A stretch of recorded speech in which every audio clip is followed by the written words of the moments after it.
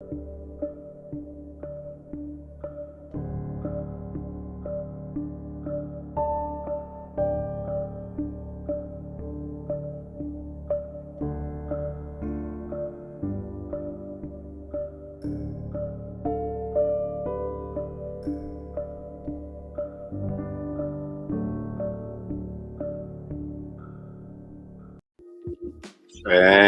we're live. This is Julien Jean-Pierre from the Royal St. Lucian Seamoss Company. I hope everybody is having a fabulous Wednesday.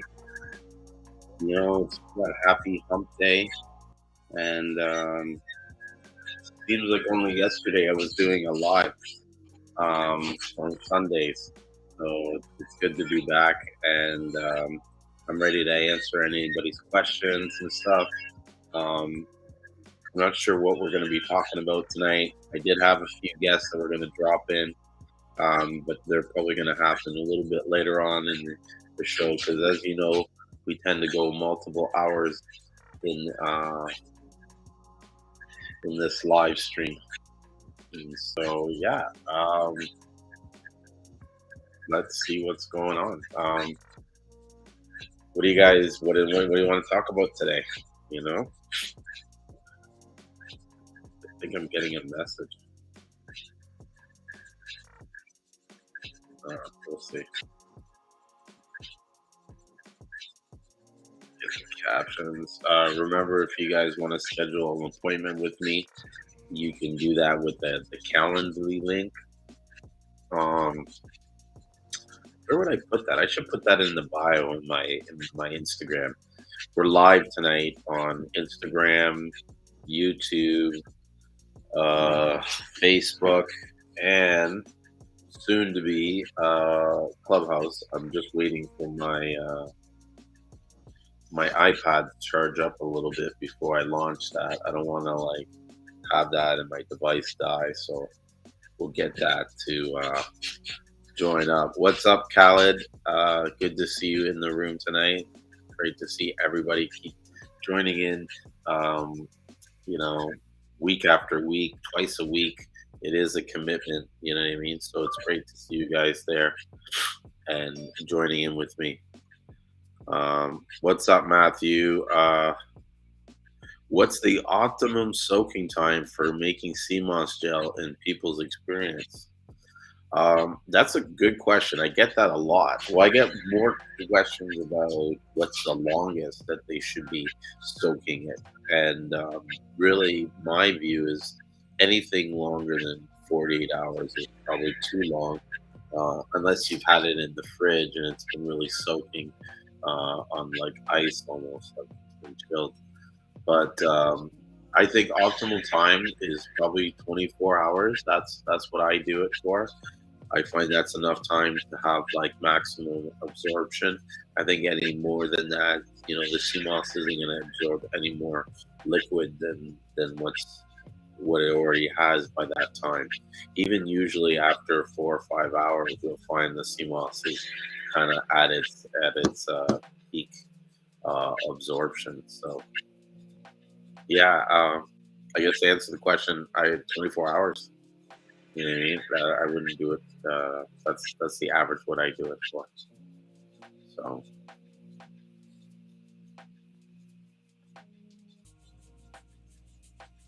Wave at everybody. It's good to see a lot of people joining in on the Instagram.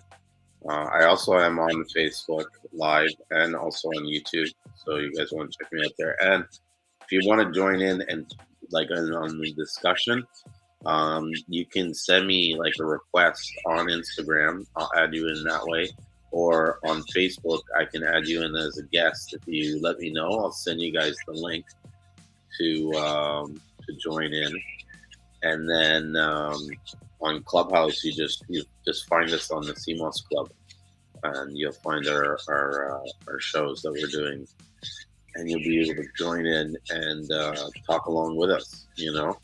I think the engagement is the most important for this, because I can sit here and just ramble on about business and life and Seamoss, but the discussions really get a lot of value when everybody kind of pitches in their 2 cents or their questions or their opinions or even their views on CMOS.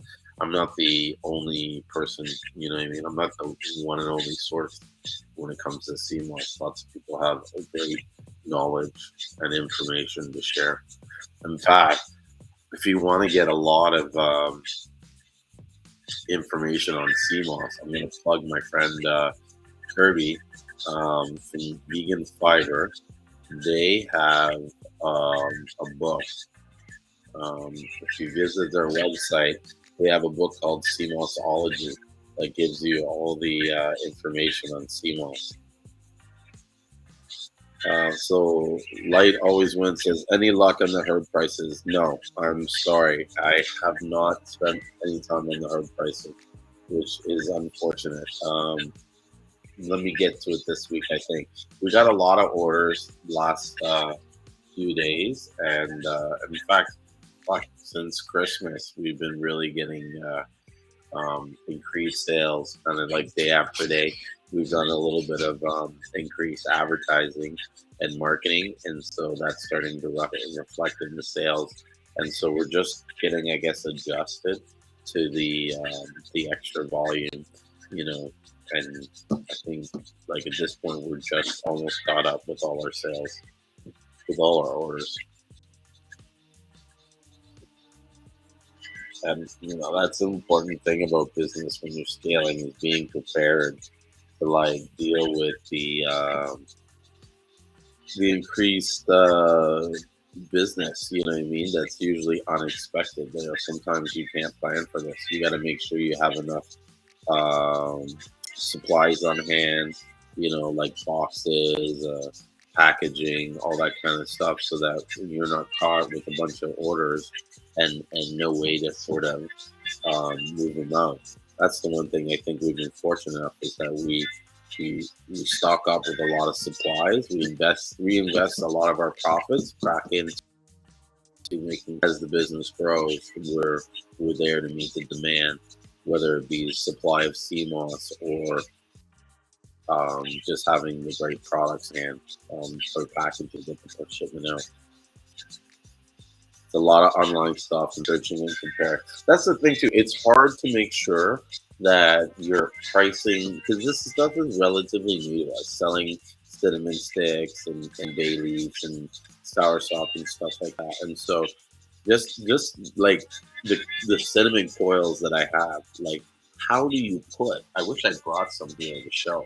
It's like, how do you put a price on these products? Like, these guys like handmade this stuff and like, put a lot of energy into, like, this is not something that is like commercially made. This is like the real natural, like, what I mean? It's like the equivalent of your friend going and cutting a tree down and making the stuff themselves. And so it's like, how do you value that stuff to make sure that you not only pay the person that you're getting the stuff from at a fair wage, but also make a proper profit to ensure that your business continues to sell the product. So that's it is a lot of work, and it takes a lot of pricing is something I think takes a lot of focus. Because at the end of the day, you want to make sure that you price the product at a price point where it provides enough value for the consumer, so they're getting their money's worth, but also it provides enough profit to sustain your business and the operation. And so, sometimes I see too many times where people are increasing their profit and not providing enough value. And then that causes the sales to stagnate. And so they're wondering why they're not selling any product, and it's really because their product is overpriced for the value that they're presenting. You know what I mean? Now, value really is perception, right? And how you perceive that value depends on whether or not you accept it or not. BCSWNC says, facts. Sometimes I wonder where I can store all of it next week. I'm hoping I have enough to keep up and don't run out. Yeah. Dude, like when we're buying Seamoss, we have to make sure that when it gets down to a certain level that we're already restocking and making sure that we have enough supply on hand so that we literally never run out. You can always call me and get Seamoss, at least 100 pounds at any time. You can call me, and I can ship you out next day. And that's a big thing. Like even earlier today, I was talking to someone, and they're ordering their CMOS directly from St. Lucia, right? I think they're ordering something like 50 pounds, and it's taken like a month for them to get stuff together, to the point where they've had to come to us to kind of order a place, like an order in the intermediate, like in the in between. And what's crazy, and I was thinking about this afternoon, is like, you know, I don't want to brag, right? And I'm not sure how other businesses are doing it.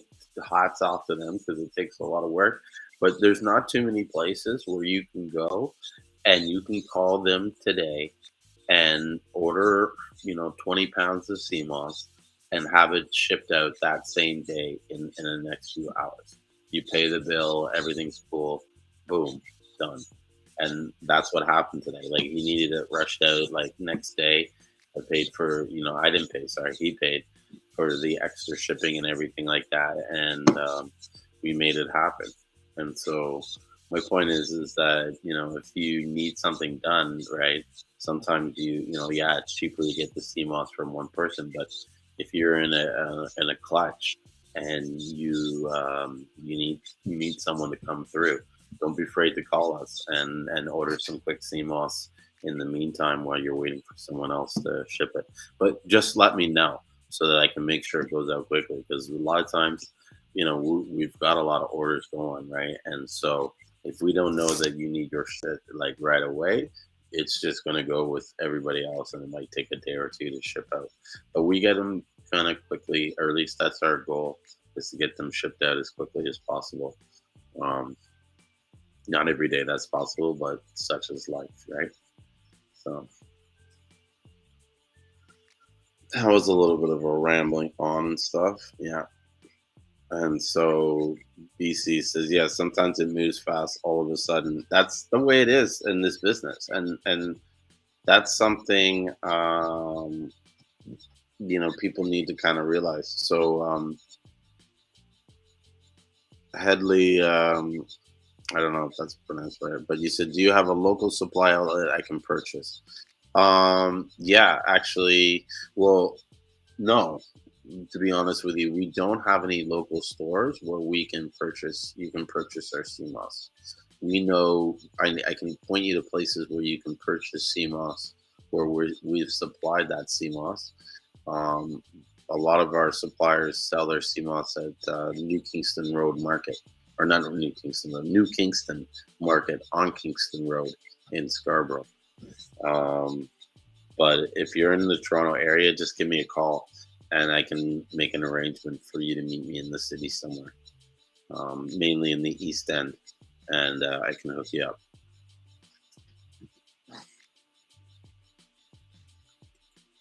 Don't forget, guys, like you get a chance, subscribe to YouTube, and also if you can, follow me on TikTok. I need to get a lot of people alive in TikTok.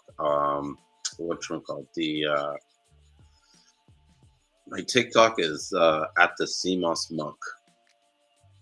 Oh, so you're in St. Lucia. So if you're in St. Lucia, you need to get a hold of. He's on Instagram, and his Instagram handle is at Boss Seamoss. So if you get a hold of him, you can hook up with him and get some Seamoss locally. But another person you can check to get good Seamoss, although it's their own Seamoss, is and it's in St. Lucia. I think they got a store by the airport. Sammy Seamoss, and I think they're called on here. They're called Sam C with the letter C Moss Seamoss. I think that's it. I don't know. I forget. Hit me up with a DM later, and I'll hook you up with those guys' link and a link to my partner, um, which is Boston West. You can find him out.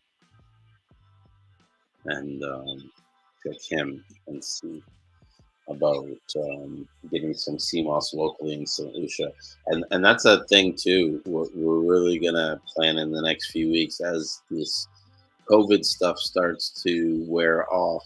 Want to do like like Seamoss tours, and I think we're gonna start bringing more on the farm.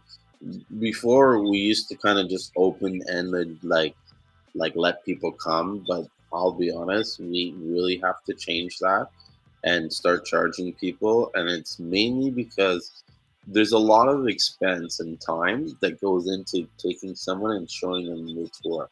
And so to show them the tour without any sort of compensation, it's really not fair to the guys that are involved showing this the whole tour.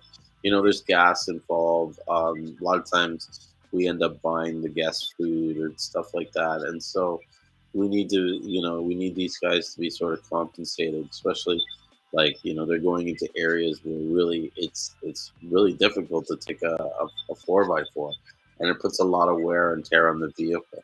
And like I said, gas alone, that's not cheap. Especially sometimes when people are these guests are staying in the north end of the island and they have to go up to there to pick them up. It is that alone. That like just for someone to get transported from the north end of the island to the south of the island is usually $150 transportation fee to begin with, US. And so, to get that done, and then sometimes we've done it twice in a week, it adds expensive because it's like $150, like maybe about $80 gas, just the trip to go up there and go back down, you know, and you have to do that kind of twice, to you have to go up there to pick them up, go down to show them the farms, go drop back up to drop them off, and then go back home. And usually by the end of the day, it's like 12 o'clock midnight that they're back because it takes like an hour to go from one end of the island to the other. So they're doing about 4 hours of driving alone, and then they got to show you the farms and everything else. So I think they do deserve some kind of compensation, which, honestly, I would love to just do it for free, but there's just too much of a cost. We've tried it and it's just not working the way it is. So we have to change it up. So that being said, if you're really serious and you want to have that kind of experience, reach out to me so that I can arrange that when you come into St. Lucia. You can meet up with our guys and they can take you on the beach and put you in the water and show you how Seamoss grows and how it's harvested and how it's dried, and you take some Seamoss home with you, and it's going to be worth the value, especially if you bring a camera and you take your content. This stuff is going to be something that very few people have access to, and so it's worth the investment if you want to sort of show off the product that you're selling. If you're serious about selling Seamoss, St. Lucian Seamoss, I think you need to go to the source and experience the product firsthand. Yeah. That being said, what's up, Alex? I seen you earlier. We're messaging. Um, Jealous that you're going to. I think you said, I don't know if it's Barbados or the Bahamas you're going to. Either way, I would love to get out of this cold weather here in Toronto and visit. Well, I know where I would go. Just St. Lucia, but even just to go anywhere would be nice. Relax, stretch out. Let's see what's up. I'm trying to remember if I had anybody. I know I had one guy scheduled, but I talked to him before he came. He said he was going to come in later. And I'm just trying to remember if there was anybody else that said they might drop by. I always get people, wanting to come by, but a lot of times when it comes down to it, um, they don't end up showing up. You know what? That's a good question. I don't know where Moss King is. It doesn't seem like there's too many people watching it on the Seamoss Buyers Club. He's probably got like that guy is a hardworking guy. He's probably really busy with just getting shit done, I guess. What can I say? I know what it's like. I think I was at the warehouse today for at least 6 or 7 good hours, and the night before I was there for a long time, just getting caught up.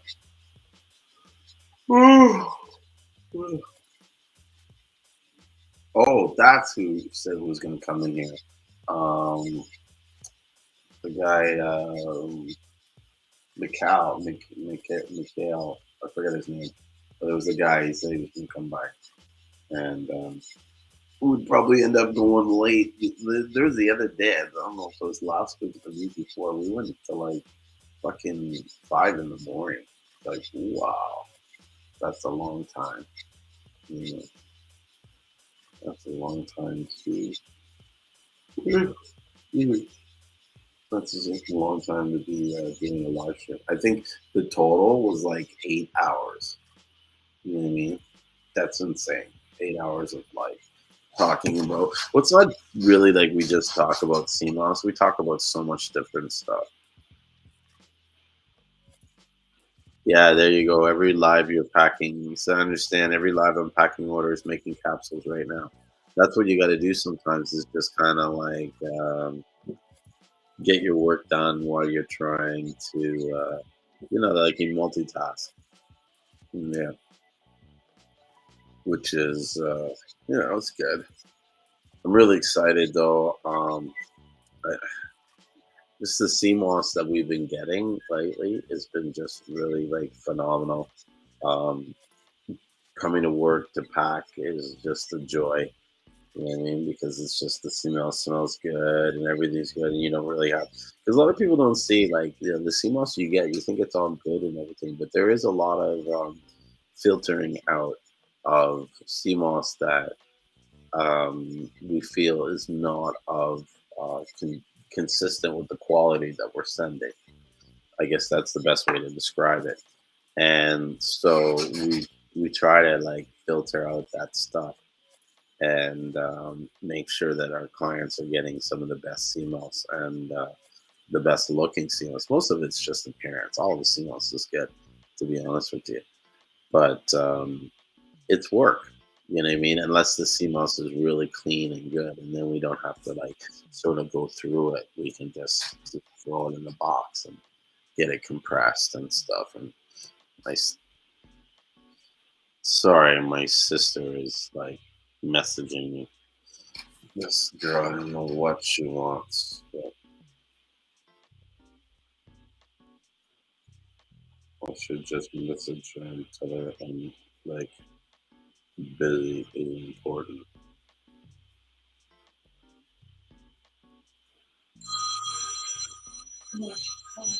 Yeah, can you answer and just find out what she wants? Because she probably add like looking for. She's calling my wife basically. Because I didn't answer my phone. Usually I'm very, very accessible. You call me and I always answer. So it's only on these nights where I never really get calls on Wednesdays and Sundays. And so that's when I can do these lives. Well, so if anybody's wondering why I do these so late at 9:30, it's because these are really the only time I can do it without getting interrupted with like a barrage of phone calls of people wondering where I am and why I'm not answering my phone. Yeah. But, that's life. I'm sure everybody knows what that's like, you know.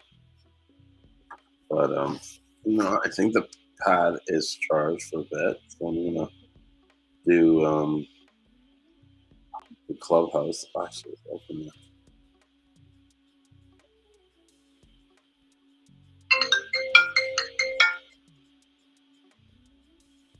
There's someone else going pretty nonstop today.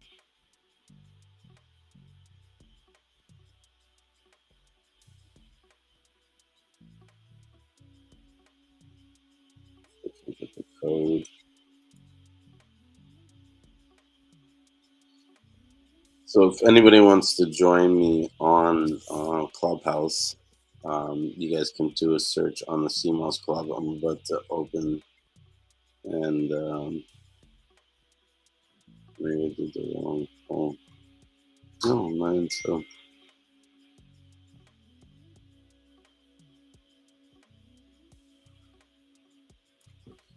let's see.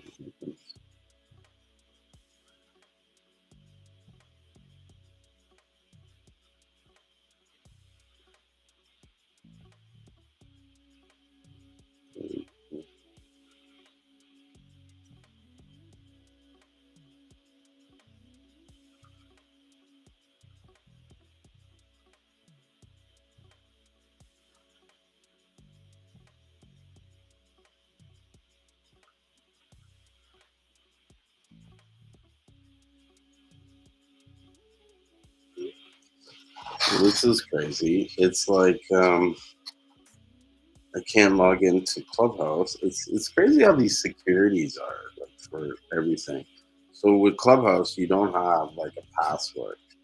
They give you a phone. You put your phone number in, and you that's how you sign up.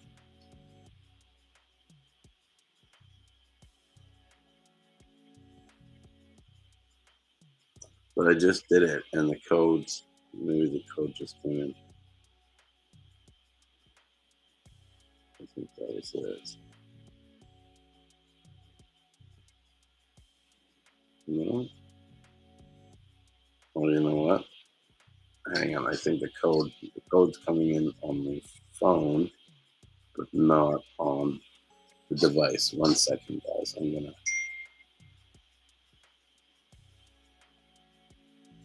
Where's my Clubhouse? 3 9.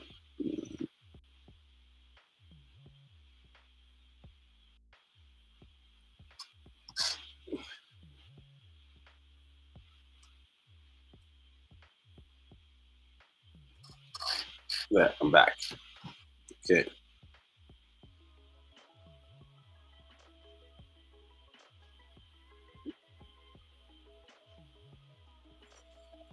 Let's talk about. Hey, and guys, if you have any questions, my Insta feed has no audio. Oh, you know what? It's because these. Can anybody hear me? Let me know. Wave here if you can hear me. I think I don't. Yeah, fucking people. I'm gonna stop the Instagram. I'm gonna discard that because we weren't really talking. I'm gonna cancel it so I don't get any phone calls. Airplane mode. Boom.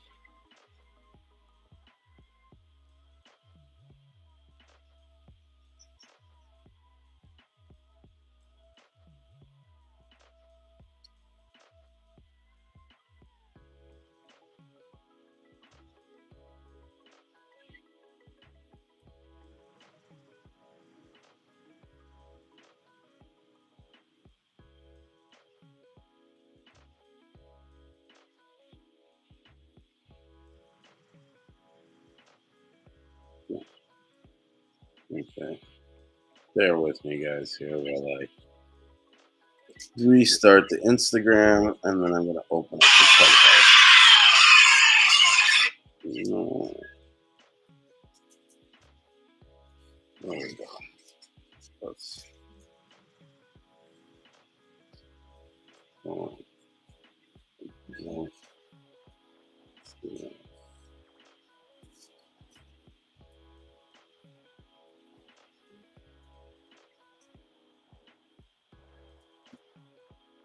here's some bad news. New ones. Also, and we didn't go see her. So I just got some bad news. My grandmother passed away,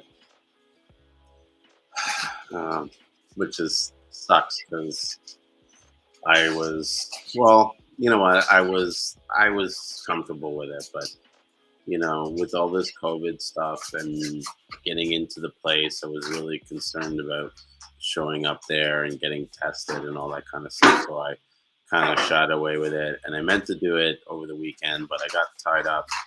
And so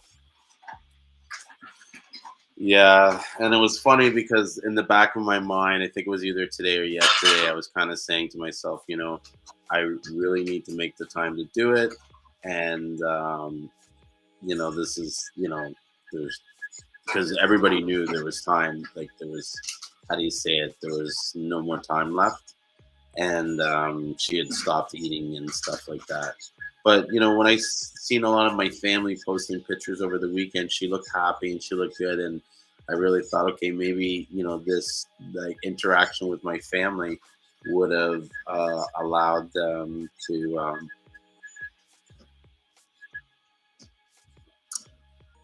uh, you know buy some time. Sorry, just hit me because I'm now thinking about my mom, and so I know my mom is taking it really hard, which it sucks.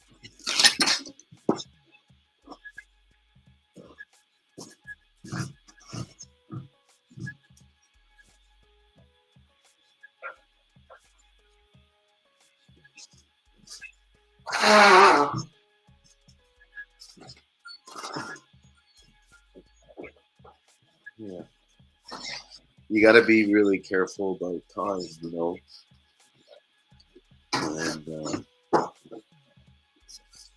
don't know. Let me get this. Yeah, thank you. Sorry for your phone.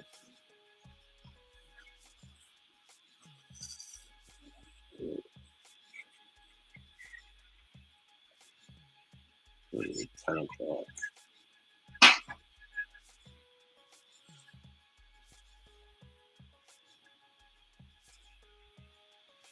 It is on.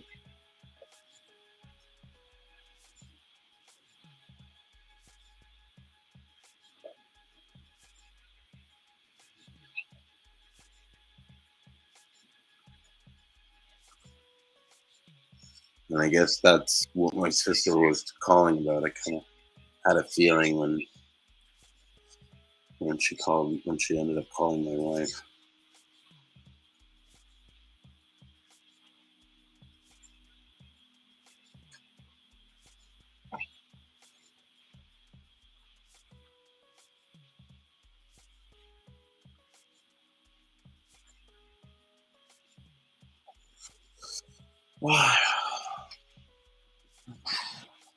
Well, I almost forgot to press start. But in the spirit of my grandma, who we call Millie Rose, I'm gonna do my best to keep things positive and you know because that's who she was. She was a very positive and just like, how do you say it, like just friendly and outgoing, and like cool. She had to be like probably one of the coolest grandmas you would ever meet. you know Real down to earth, and she used to always joke a lot about when I was a kid. She used to be like, "Oh, you're my little boyfriend," and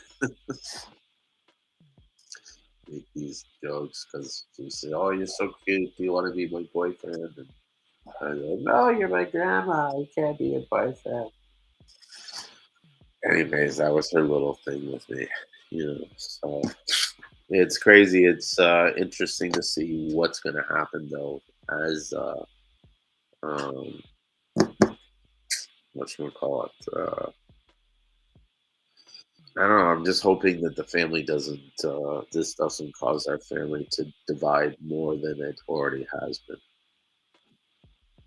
So I ask God that he does whatever he can to keep my family together.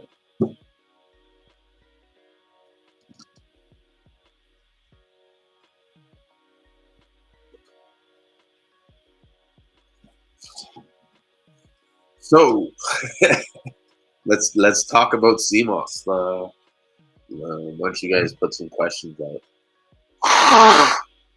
I'm gonna blow my nose a little. So we can get out of this. Mm,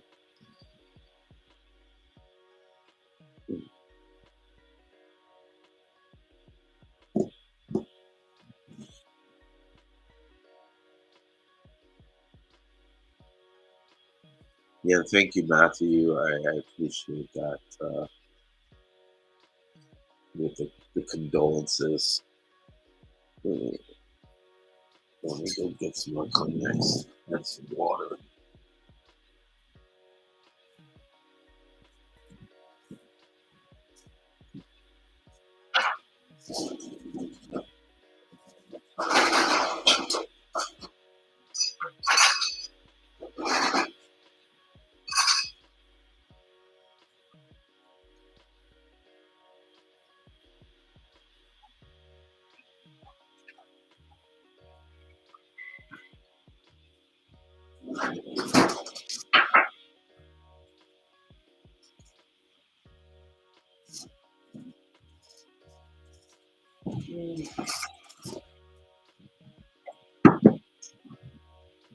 But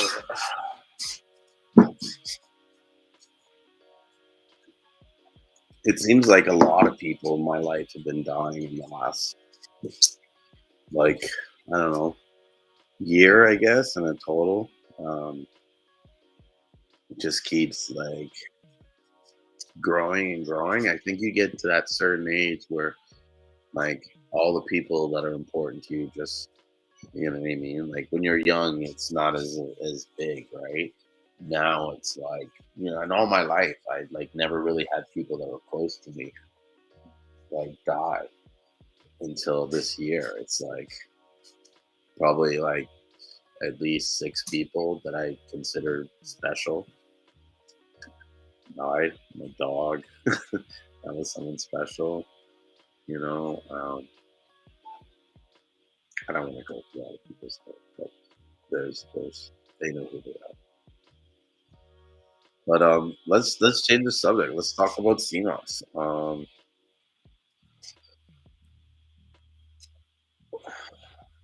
I don't know what to talk about. I talk about it so much. Like it. Hmm, I usually feel like I'm always like a broken record, which is okay. You know what I mean? Because the more you talk about it, the more practice you get and stuff. Is this something you want, bud? You want outside? You want to go outside? I'm going.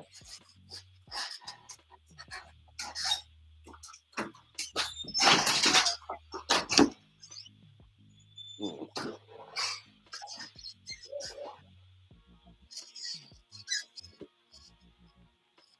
So yeah, I was supposed to have Uncle Alkaline come on tonight, and he was going to talk a lot about alkaline foods and diets, and you know, I don't know what else he was going to talk about. We were just going to wrap and just share his knowledge and stuff like that. He's been doing, I don't know, not only a lot of research, just his the whole lifestyle is how he eats these foods, and I think he's coming up with a recipe cookbook, you know, which I think for when it comes to like vegan foods and that kind of stuff, that's something that I think we need more cookbooks. We need more recipe books, more like, okay, yeah, everybody knows the Dr. Sabia knows the foods to eat and all that kind of stuff, but how do you prepare these foods in an alkaline way that tastes good and and even stuff that is sort of semi-alkaline that you can use to kind of get into the diet, because it's not always easy to go, cold turkey and right into that kind of diet. So I think more people need to like try and develop cookbooks to kind of market their product and their business, and that's something that you can use in like your marketing strategy when it comes to like advertising and stuff. Um, by creating an ad where you're giving away an alkaline food book or a food book on Seamoss, you can use that as a way to gauge people's interest in CMOS. You know, ideally, if I'm someone who clicks on a link and sort of subscribes to get a book on CMOS recipes, I'm usually interested in CMOS if I'm not already taking CMOS. You can use that, when you develop like a retargeting strategy where you set your first ad to get these people interested in, and then you develop your second targeting ad to target those people that showed interest in the CMOS book. And so yeah, I think you know having these products are good to develop ways to sort of create, I don't like to say funnel, but it is sort of like a funnel. Funnel to me is, it's the same as a sales flow or whatever. It's just a lot of times these guys like to use these marketing words. You know what I mean? It's so funny when they come, oh, do you got your funnels? You have your funnels? Gotta get your funnels. You know what I mean? It's like, fucking, oh, so I just set up a bunch of funnels and they're supposed to work. That's not how funnels work. You need to feed the funnel in order for it to be a funnel, or else it's just a fucking set of ideas. The dog trying to get fucking, you know. So yeah. But that's something I think in the next few weeks I've been really sort of. I'm not doing a lot of Facebook advertising. We're doing some Google ads, but I really want to jump back into the Facebook. We've been going with TikTok ads, but I think the ads that I'm making aren't really, as even I've been getting feedback. They're not like CMOS related, or they're not, you know, whatchamacallit, they're not. Like people don't know what they are when they see the ad, and so it's hard for them to kind of relate or connect with our brand. Which okay, I can take some constructive criticism and try things out, see how it goes. That's the thing about marketing. It's all about testing, testing, testing, and people need to understand it's a very long term investment, and you sometimes have to, especially when you're in the process of scaling, you really have to sort of be careful and study how you are spending your ad spend, and making sure you're constantly optimizing it so that you're getting your best bang for your buck, and and that it takes some time to see the results. We're seeing results from ads that we're spending from a month ago. Like that's what I've noticed, is that most of these new buyers, they're coming to us, but they don't come to us because like they're not instant buyers. It's not like an instant purchase, right? They see your ad and they think about it. They visit your website. They visit a few other people's website, and then they decide if they want to come back and make a purchase or not, right? And so you got to be, continuing to spend that ad spend every day, even if the ads aren't coming in that day, because they might not come in for a week or 2 weeks. But you got to keep that ad running, because if you stop it because there's no sales coming in, say you run it for a week and you're like, oh, fuck, there's no sales coming in, right? The next week you might start seeing some activity. And then it's like, because you stop those ads, the week after it's going to stop again, because that sort of momentum is ceased. And when you start it again, it's like starting for, like, it's like pushing a boulder. Once you start the advertising, it takes a little while for the engine to sort of pick up and start moving. And so you're going to spend ads for a good month, 2 weeks, before you start seeing any noticeable results. There might be a sale here or there, but it's not until after the second or third month of advertising that you really, you know, see a consistent return or some significant results.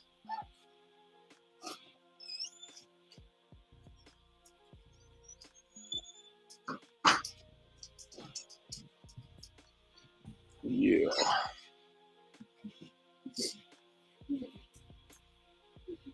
So the kid said, I found you guys on Facebook. So the kid, I have a question. Did you find us by doing a search, or did you find us by doing and like seeing an ad and then checking out the ad from there? Because I think on top of doing your advertising, you need to make sure that you're being able to be found organically, because there are people that are always searching like through different means to get through where you are, and so yeah. But I've been noticing, uh, Google ads do work, but I think what it really comes down to get proper conversion, and I'm testing it now to see if my theory is right. But it really comes down to the having proper um, uh, text, like the text in the ad, the description text and stuff. You need to make sure that it's compelling enough to make people want to click and yeah, want to click and check out your website, and then from there, you can pick them up with abandoned carts or um, different pixels on the Facebook and stuff. So see, there you go. You did a search, then you found me on Instagram, and about a week later after watching your live. So none of this stuff happens instantly. Like, see, he took a whole week before he decided to make that purchase. You know what I mean? Matthew says, do you do your own CEO or get help from an outside source? So realistically, I do my own CEO, but I really don't do any CEO, right? Should I? I don't know. Um, it's Here's the thing about what I understand about like CEO and all this, like even just stuff technical, like stuff that's technological.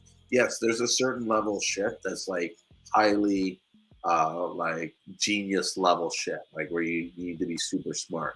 But for most situations, when it comes to technology, especially in computers, it's really not that difficult. You know what I mean? And even with SEO, right?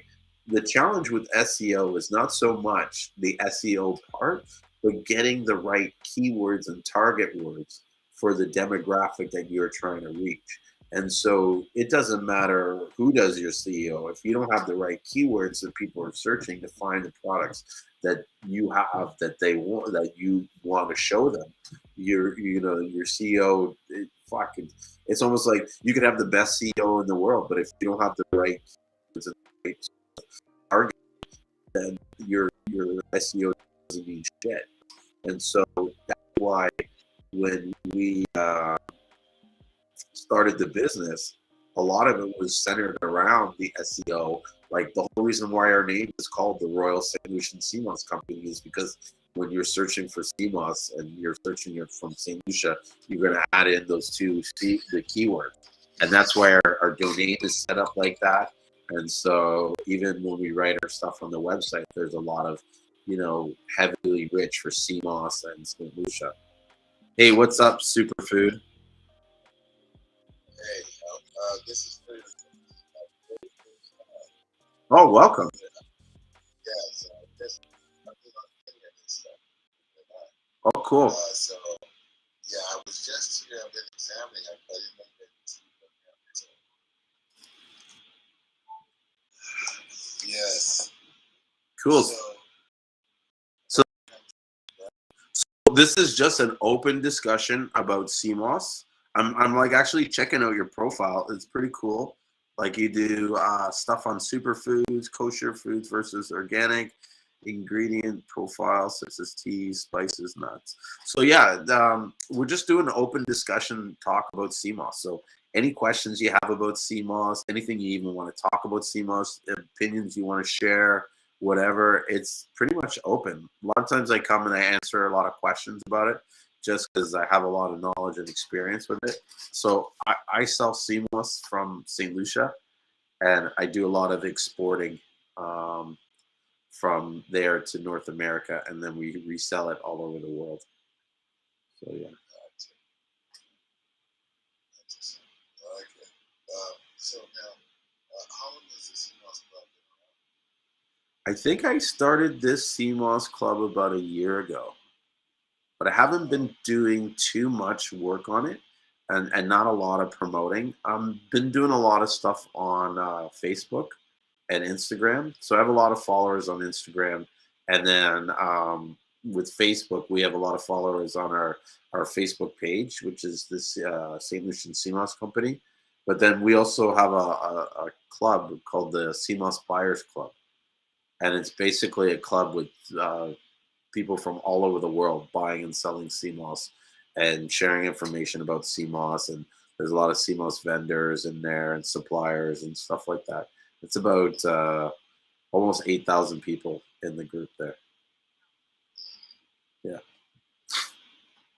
gotcha. Yeah. So I just started, like, because I do this live stream on YouTube, Facebook, and Instagram every Sundays and Wednesdays. And so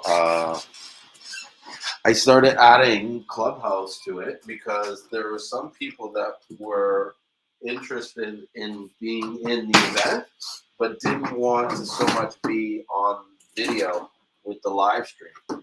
And so having the Clubhouse allowed them to kind of join in on the discussion while, while I was doing the live stream. Gotcha. Yeah. I find it to be, well, this is very interesting. This is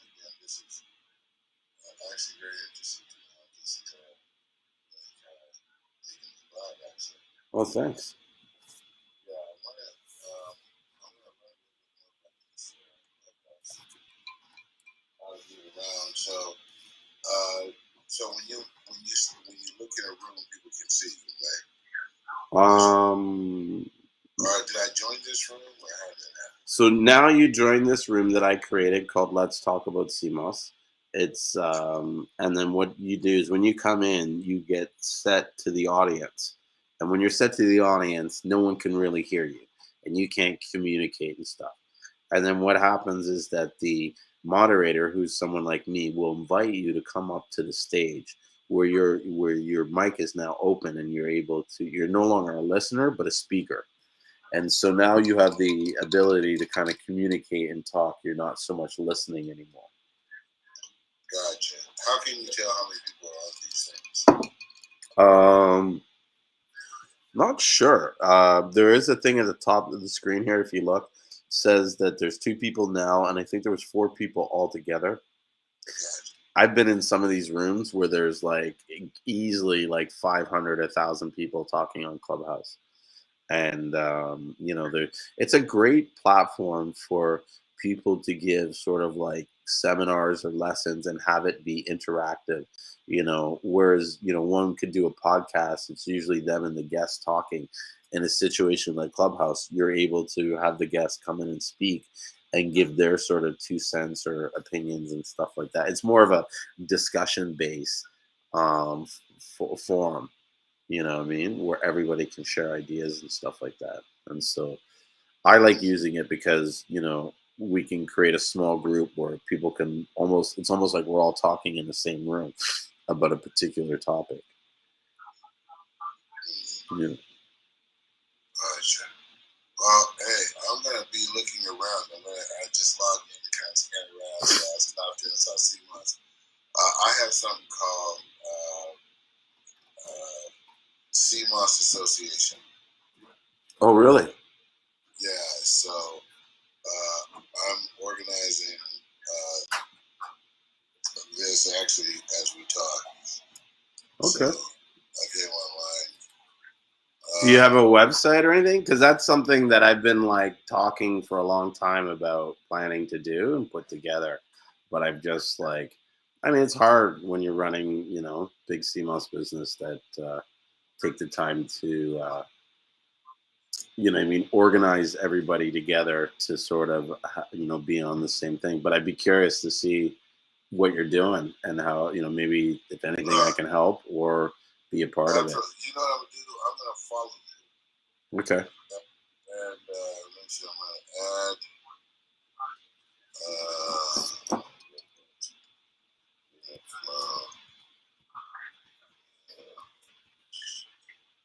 whatever.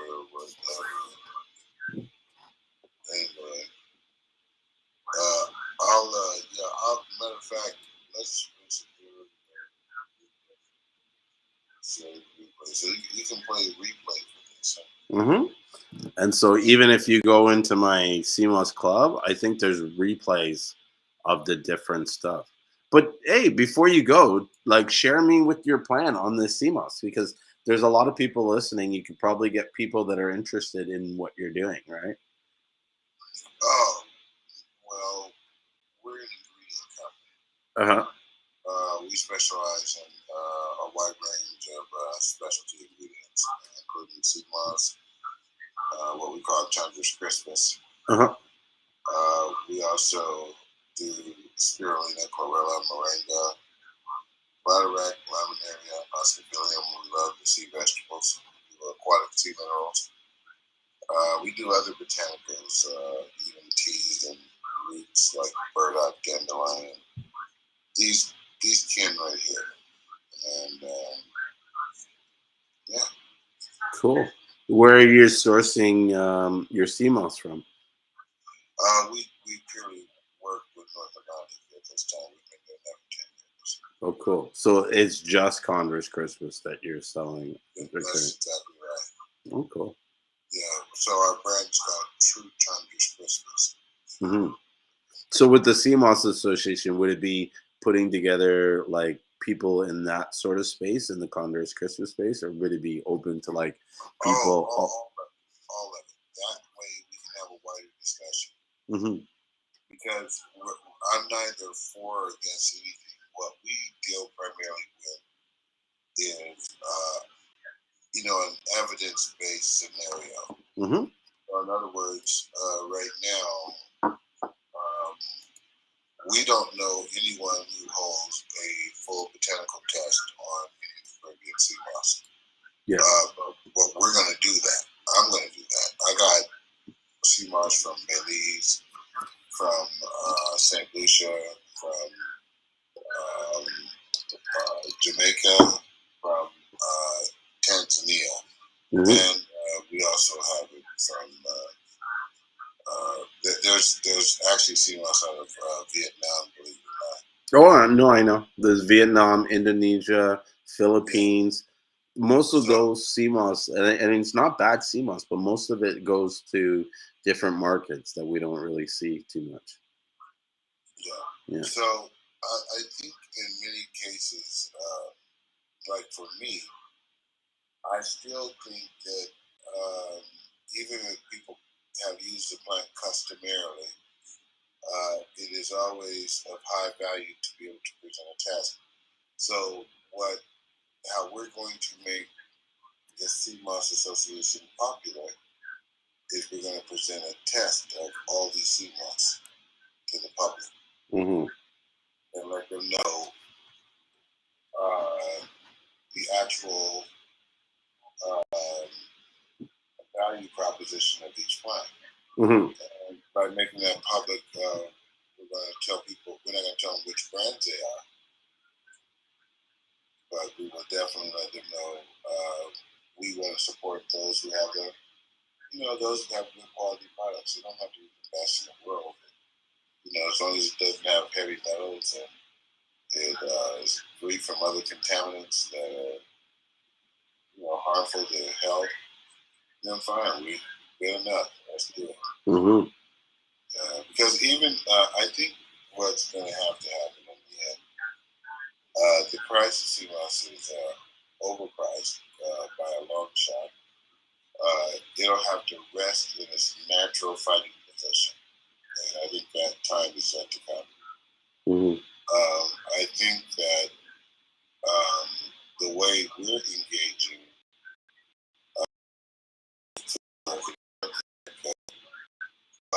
as a company, we view as taking leadership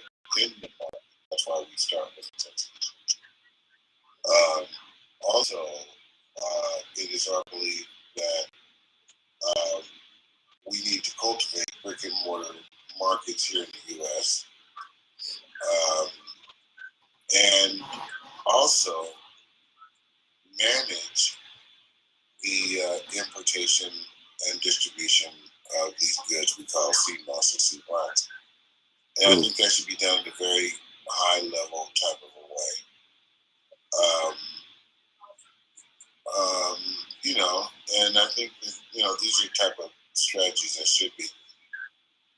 We've seen some of the stuff in the St. Lucia. We've seen some of it running streamlines. We've got natural news reports. I've seen, I've looked at many times, you know, even from even the ones coming out of Jamaica, quality may be consistent for a period, but it slips and changes. So quality control, the ones out of Belize, they just seem to, you know, there's something about the plant when it is, it just, I don't know. People have to make their own judgments on this stuff. This stuff really needs to be tested. But my general view is this: if the community wants the plant and they hold it at high value, then they need to bring it into a status of where you actually have a known value associated with these plants. That we're within range when we're guessing them concerning. Also, there needs to be a sense of quality control. I mean, I'll sell Seamoss only and only if the quality is there. And I've seen enough to make that call. So, you know, so I move a certain way. But I'm also interested in the plant for cosmetics and also using it as a primary food. I mean, I'm sure people don't be making baby foods and veggies and things. But you want to really, you really want to have a good sourcing process, and also if it's going to be gelled, to have a verification of the quality of the product or not. So the CMOS Association would almost act as a body that you would go and purchase the CMOS from, like an organization, to source the product, right? Hello?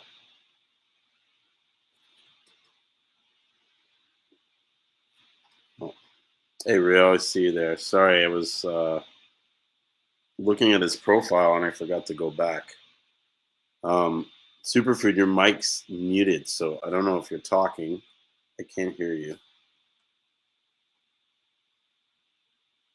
But Rio, your CMOS went out today, and your Boblin sticks went with them.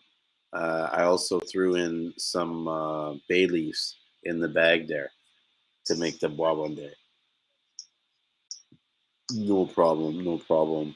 I know. I had to pull it. I almost shipped it without it, and then I pulled it to replace it, and then it took me like a day or two because I kept forgetting to bring the stuff to the warehouse to put it in the package.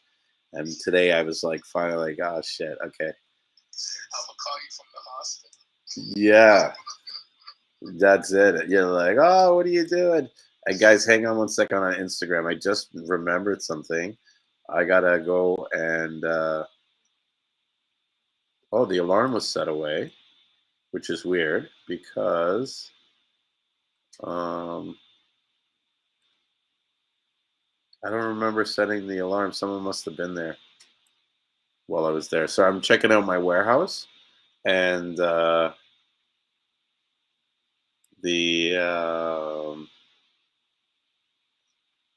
alarm's off because I just remembered. I was like, oh shit, I got to remember the alarm, and he's gone too. Rio's gone. And this is a closed room. This should be opening up. How did this turn off into a closed room all of a sudden? I don't know. It was I left, came back, out the note. Silent. I left real quick. Yeah, this is weird. This sucks. You know. Nah, but I was just in a conversation. I was he sounded like he was talking almost very closely to the organization that he was that existence was very cool. Yeah. Oh, it freaked me out because he was like, "What? You're doing what? Like this is everything I was planning." But I was surprised that he left and didn't finish talking. Hey, what's up, Candy? I wanted to ask him more questions because I mean, realistically, here's the thing: if someone's doing the job and it's along the same lines of where I see the direction of where I would have went, I'm not gonna like make two wheels when we only need one. You know what I mean? It doesn't make sense. I'd rather throw my support to their organization and let's get it. But my feel and it's nothing wrong with it, right? But my feel is that when because even when I was planning it, this is the direction that my mind as a business kept going. Is that as the association, you almost want to be the central clearing point of which everybody in the association is buying your product. And so one of the things that in my planning that they struggle with is like, okay, how do I create a platform where it's like we're not all kind of like the people in the association are pushed to buy St. Lucian Seamoss? How do I create it so that like all vendors can come in and sell their Seamoss and make a profit? Right. And so, yeah, that's where I was kind of, I have some ideas that I have, right. But, I haven't really spent a lot of time in it because, I had those hurdles to kind of think about. So, Ty Guy, you got your shipment. Thanks, man. That was fast. Wow. I didn't expect it to get it that quick. I thought it might be a couple more days. So I'm happy that you got your order there. I'm really confused what happened in the clubhouse. I think I got uh like we closed the room and it reopened or something because even now there was more people in the room before and the numbers that they're showing is like off. Like it's not the right number. And I don't think there's no name on the club where I had a like let me see my events. No, I think you can check. It's just the way it is. I would have to close the room, start a new one. You know what I mean? But yeah, no worries. I don't know. Should I close it and start a new one? Yeah, and then that way I can record it with the whatchamacallit, with the replay. So guys, Candy, come back right away. I'm gonna end this room and let the room ended on its own. Shit, that was quick. Uh, let's talk about.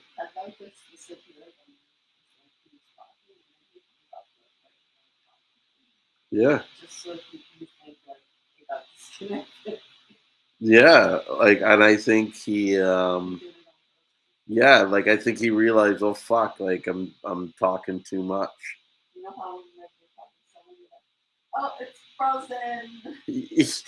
What was it that video where the girl stops? It's just like something's wrong with this fucking thing. Yeah.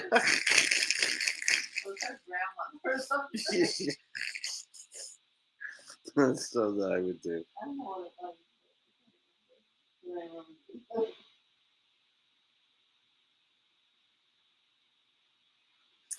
I can't believe my grandma's not here anymore.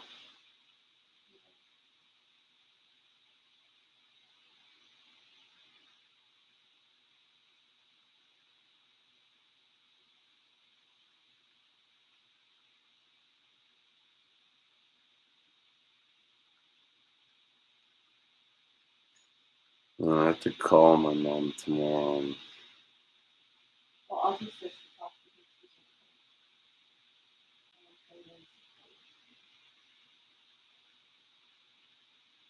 Yeah.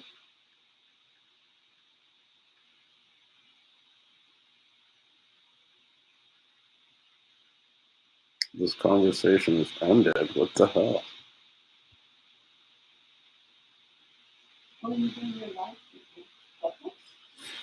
I have one on Clubhouse, but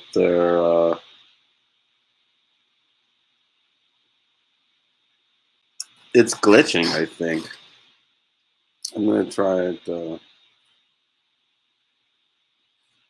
like one more time, and we'll see. What time is it now? It's 9:40. I'm gonna do it like 11, and then do the clone.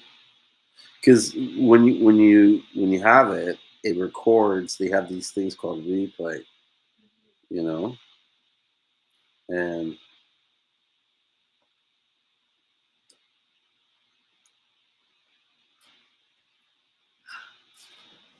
so yeah, let's do that. Start the room. There we go. Replays on, insights on, everything's go. So the guy that was talking, um, I couldn't get a lot of his info, but his handle on the thing was superfoods on Clubhouse, and it looked like he was starting some kind of talk show or something like that. So, but like I fully support him and stuff. But I'm telling you, putting a Seamoss, like a really legitimate, serious Seamoss organization, and getting everybody on board and willing to jump. Like that's the thing too. Like you could spend all this time building this organization, and it's like if it's not attractive to those that are wanting it, if it's more um beneficial to the association than to the members joining the association, no one's going to be interested. You know what I mean? And that was one of the things that, like, I was kind of like weighing heavily. Is like, okay, how do I create something that makes um, people want to be a part of this and join in and contribute? You know, but I really actually came to the conclusion that I was actually going to start off with like a club first before I started an association, kind of like walk before I run. And so the idea was to start a small club where I had a group of people that we shared the like minding stuff. And then we share the resources and the thing, and we build the sort of like the ideas and the infrastructure on which we would then move on to a full scale association. You know what I mean? And so that's where I am really realistically with this stuff. I feel like it's like to get the whole world like into an organization to make it viable and legitimate. It's like it's a lot of fucking heavy lifting. Excuse my language. So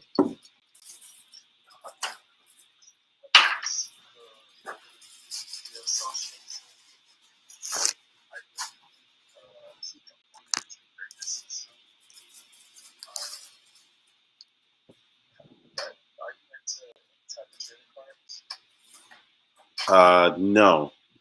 No, I'm not into any. So like with baseball or something like that.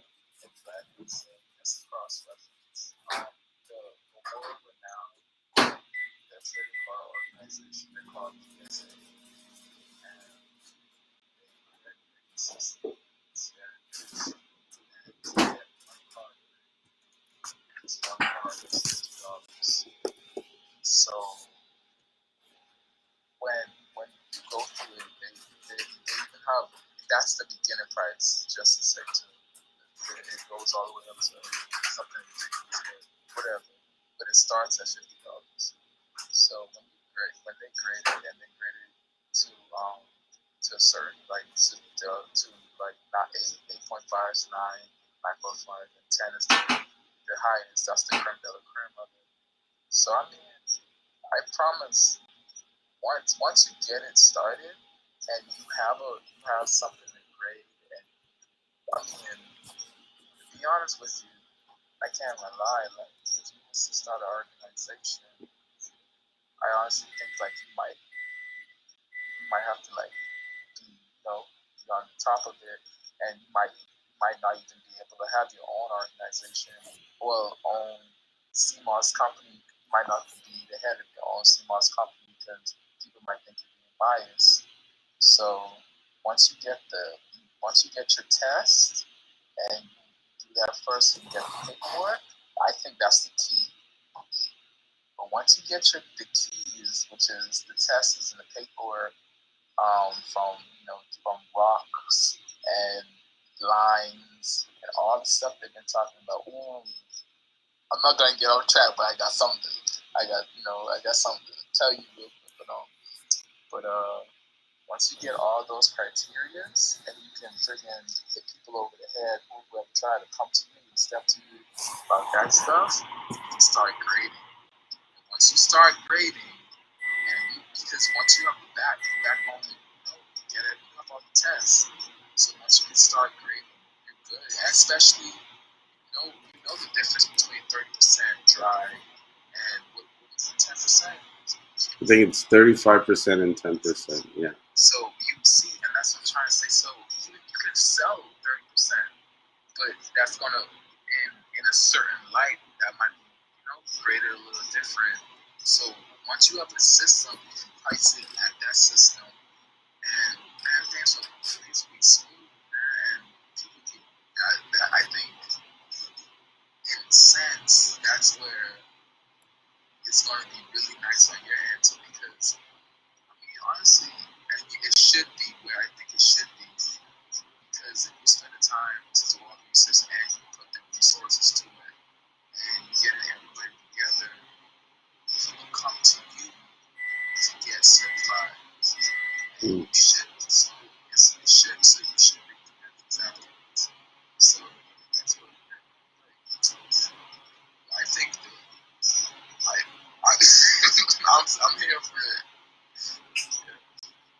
it. Thanks, man. So BCSWNC said, I thought it was interesting that he was saying about comparing products based on region was interesting, but there's so many variables to make a determination like that. Every batch can't possibly test out to be the same, even if from the same region variables change. Can you possibly test every batch? That seems like a massive task. Yeah, that's exactly what I agree with. You know what I mean? Is like, how do you test? Because even sometimes the weather conditions and stuff like that, and like his discussion about like, oh, the Seamoss is too expensive. Like, yeah, okay, he's got some points, yes, and some points wrong. You know what I mean? Because what is the lower the price need to be? Like, what is too high? Like, in relation to what? Like, okay, yeah, if I want to sort of hit certain price points and get mass adoption, yeah, the price point might be too high.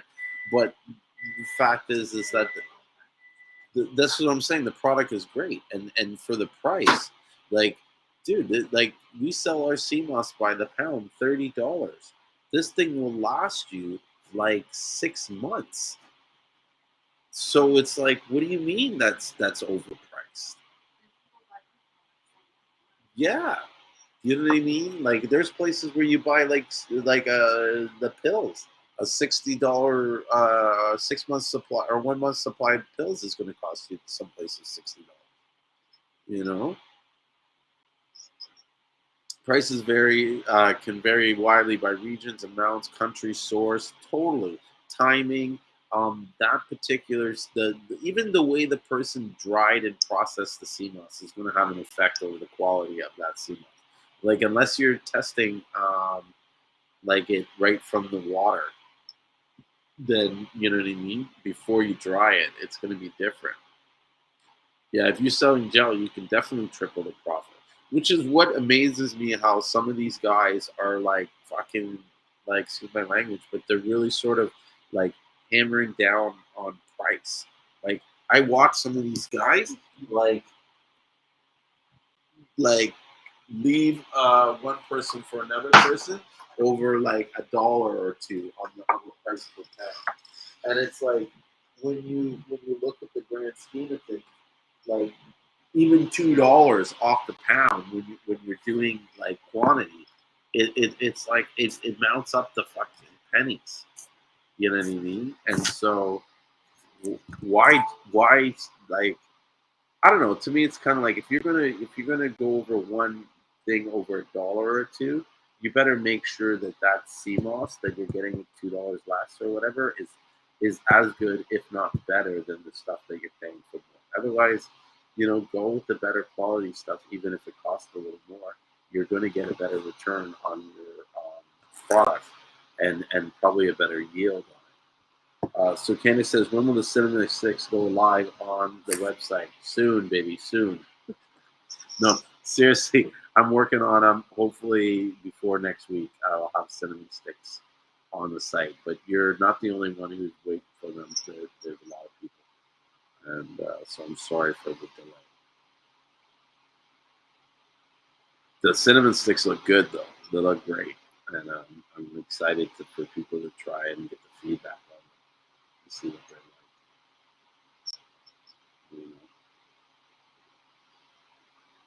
So my expectations for the Seamoss company get started is that you will probably be able to find almost like the, because when I was reading the gun, gave me PDF or a website of how the booklet. Mm-hmm. Yeah, and I read it, and I read the part where they farmers would give some CMOS to in other regions to start Mm-hmm. the CMOS, and so to start, you'll probably be able to find a really good crop, and in the sense that's a great thing because there's almost saying quality that you deal with.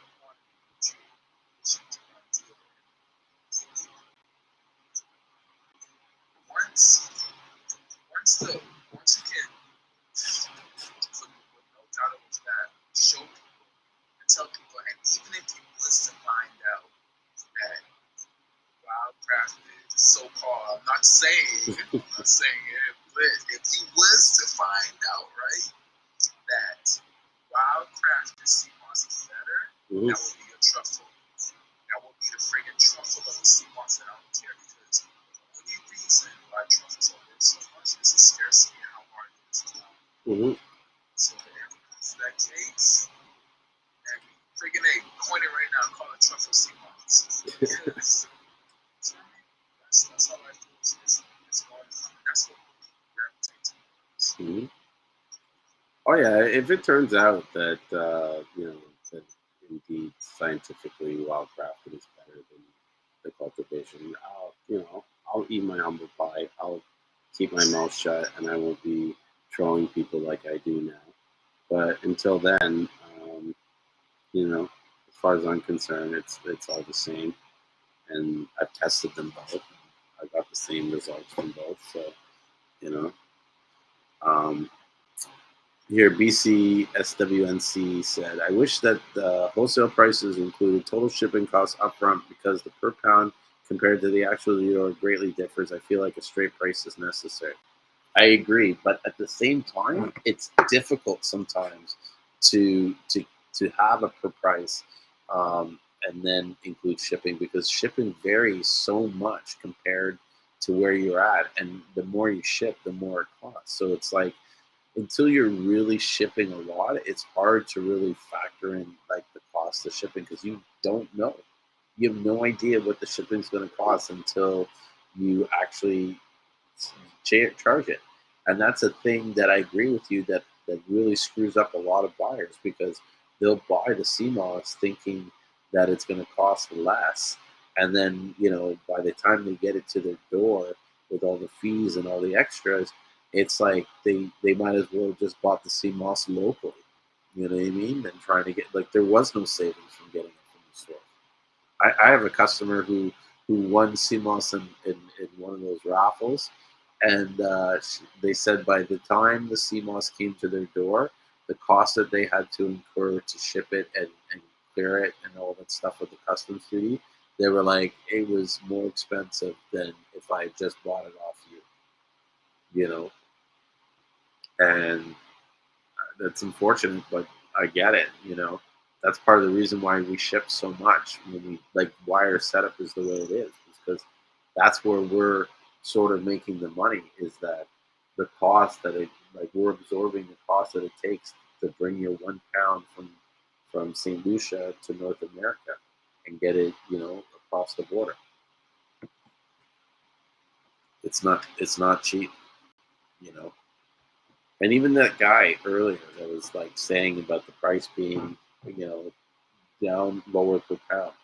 I don't know where he thinks like we're going to be able to shave off all these costs to lower the cost per pound. But it's like, at least for St. Lucia, it's not happening. Do you know what I mean? Like we've been working for fucking excuse my language, but for a year to try and get these costs down, and it's just it like there's these costs that are just hard costs. Do you know what I mean? Like there's a cost for the box. Okay, we can't get around that unless we go in and ship a container of boxes in. There is a cost for the bags to line the Seamoss when we ship it. There's a cost to pack these bags. We got to pay people to put them in the boxes and put pressure on it, and you know what I mean, stuff so we can get as much CMOS into a 20 by 20 box, right? There's a cost for transporting the CMOS from the CMOS harvesters and farmers to our packing location. Then there's another cost from transporting that CMOS from the packing location to the airport. And then there's the shipping cost for the airport. Like these things we can't, and then you're looking at like the only way you could probably get the price lower is if someone were to come in, and this is my fear of it happening. I hope this never happens. Someone were to come in and sort of like control a vast area of the coastline and just kind of set up like a mega farm where there's just lines and lines, and they employ people who are using machinery and equipment to maneuver the sea moss and clean it, and you know what I mean, so that they can, one person can do the job of like 10 men and harvest that much sea moss. Like that's how else are you going to get it? Like you know what I mean? Because in St. Lucia, I don't think the sea moss can get any cheaper, and people are going to suffer. Because another thing they don't like factor in, and I was discussing this with my partner just the other day. I don't know what it's like in other countries, but in St. Lucia, right, a lot of these farmers take significant losses on a repeated basis, meaning they do all the work to put all their farm in and it goes. And so you could have like a farm with maybe 10,000 pounds of sea moss in it. And one night, that sea moss could all be gone. You know what I mean? And just break off from that farm. And so what do you do in that situation? How do you keep your costs per pound lower when all the product is gone and you have to start again from scratch? And that's a cost of setup. And that happens multiple. Like it's almost like my point is it's very hard to keep a stable price if they want to do the CMOS in that way. Oh, by the way, Candice, I just want to acknowledge you. Thank you so much for that compliment. Candice just, blessed me with a comment. Said your gold sea moss is the best for anyone trying sea moss for the first time. Tasteless and odorless. Thanks, and I appreciate that. The gold sea moss is really good. Um, it smells like a nice golden nutty butter, and that really comes down to the farmers that we work with and making sure that we're picky about the sea moss that we select, and only going for the best quality.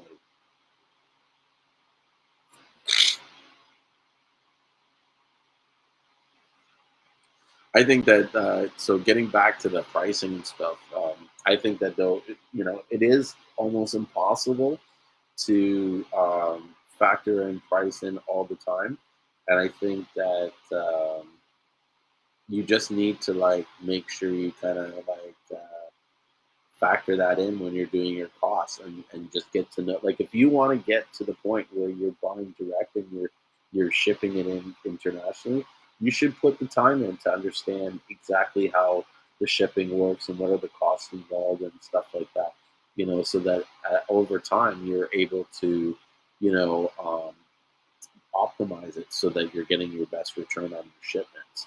And maybe you got to ship like half as much and twice as much, twice as much, half as many times to save money on the shipping and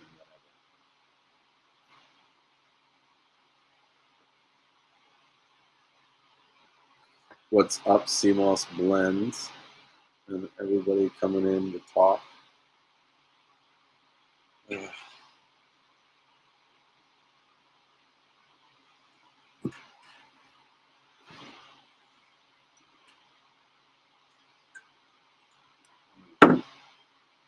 Kind of like snackish, but I know, right? I might have to have go to. So you go to the store. What am I going to take the live stream with me to the store? Just let me go grab a snack from the store real quick. Yeah, I'll be like, hold on a second, guys. I'll be back in a minute. There's been a couple times where I've had people like guess where they've talked like so much that it's like I literally could go to the store, buy a bunch of groceries, like go grocery shopping, come back, and like they wouldn't even have noticed that I left. No. But that's good. I love it. I love that we have this platform where anybody can come in and just ramble off and share their passion and just talk. Like, there's, I don't know, like for me, there's people are sick of hearing me talk about Seamoss. So this is my way of getting my outlet out and I get to talk,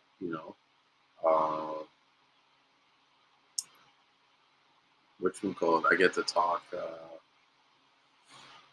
about my passion for a lot of people that are listening. So your energy is everything. Question is this Seamoss ocean farm opposed to wild crafted? Most of the Seamoss that's coming out of St. Lucia is a mixture of wild crafted or I wouldn't say wild crafted. It's more like Seamoss that's harvested in the wild and then also Seamoss that's farmed. But my experience from using both Seamosses and trying them out and seeing, the stuff that this died from is that they're exactly the same and that it's really, I mean, some people are able to distinguish the two. I know my partner could look at it and say, okay, yeah, this one was dived and this one was grown on a line, but really there's no difference in the quality. And even when you look at the way that the Seamoss, the ocean farm is farmed, it's farmed exactly how it's grown in the wild. There's no difference. There's no man intervention. There's no things added. There's nothing taken away. The shit gets added to a line and it sits there. The minerals come from the ocean, and so where the location is most important. And these guys test the waters for where they put the Seamoss in. And not only that, a lot of these places where they've been growing the Seamoss, they've been doing it for years. Like these are traditional, like areas for cultivation.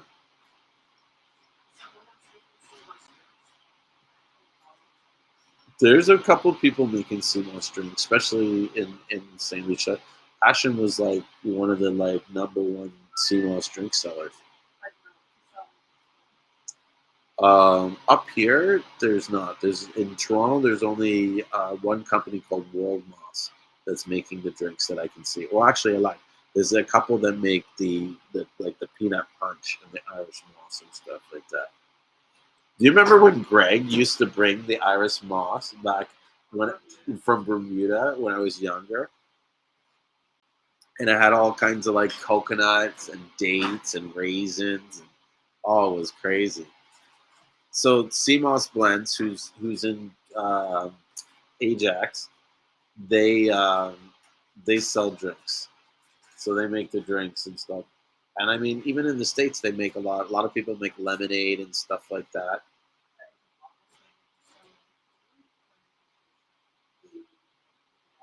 They pick it up, or they have like a short experiment. But here's the thing: in order to get it like mass produced and sort of like on the shelf in that situation, you have to like compromise some of the quality, like in regards to like adding ingredients that some people won't want in order to make it shelf stable.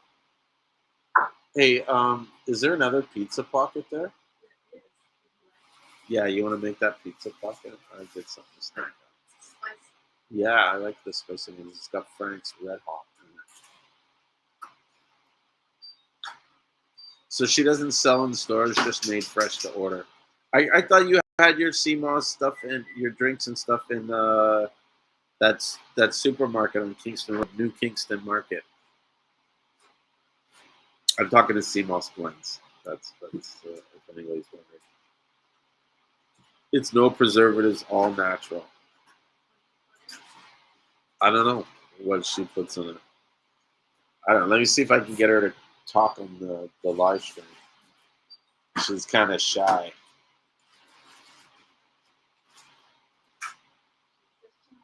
She's the shy one. I'm going to send them both invites. See what they say. Say wagwan. I've been trying to get my partner to come on here, Ashton, to come on here. I knew she was shy. Yeah, she declined me. She's always declined me. She likes to be like a little ninja, like she doesn't want anybody to know what she really looks like. That's it, secret moss. She has her Seamoss mask on. I remember one time I put the mask on for my head, and I forgot I had it on, and I started doing video calls on Zoom, and the guy's like, what is that on your head? I was like, what's on my head? There's nothing on my head. And then I looked at the video. I was like, oh my gosh. What should I call it? I go, oh, I got Seamoss on my head. She said she'd call tomorrow and give you the scoop. Yeah, she'll give you the deets. Should be waiting. Hey, that's not a bad idea to put some Seamoss on it at the beginning of the stream. What? Put Seamoss on your forehead or on your where? On his face. Yeah, that's on his face. See how it dries up. Oh, it's really good on your face. Hey, give me that. Yeah, it's really good on your face, and even on your hair. Yeah. Yeah, my wife does that on her face and on her hair. I can't lie. Like, when someone figures out, I put some program, I think it makes me chill because how it hardens up, it just becomes everything. Did you do it? How long did you put it in for? 30 seconds. Take care of it. You're supposed to like put it in. Maybe some oils. No, now you put it for a minute. That's too long.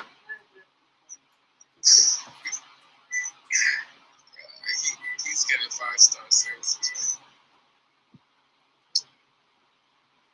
What about 5-star services? You getting 5-star services? Yeah, they're hooking me up with some snacks and stuff like that. Usually they're in bed at this time. I'm surprised that they're up hanging around listening to me talk about Seamoss. But I think it's also because, I don't know. Did you tell the Jenna about Mummy Rose?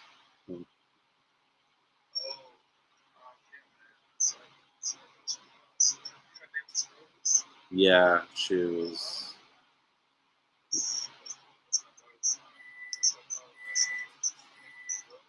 Uh-huh.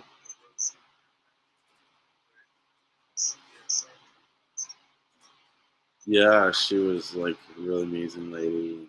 She was like a queen for sure, like a living queen, definitely. And, yeah, I mean, we knew it was coming. Like this was something like she's been in a home for like the last year, and like she was for like I think for the last 6 years, so she didn't remember who I was. She had Alzheimer's and stuff. She just literally forgot to eat. Like she refused to eat after that, and so that's what happened. My only sort of like negative thing was like, okay, and I mean at the same time, it's like, I don't know.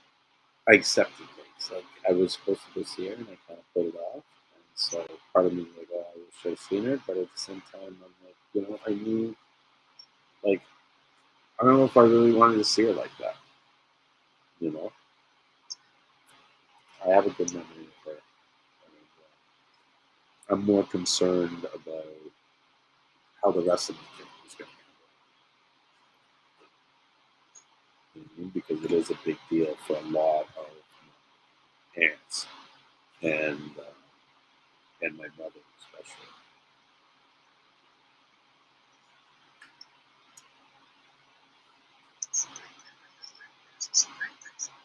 Mm-hmm.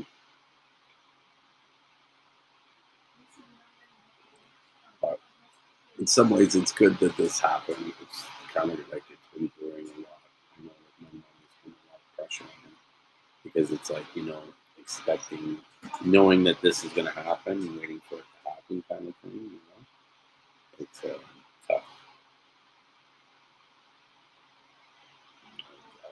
I don't. I wouldn't want to wish it on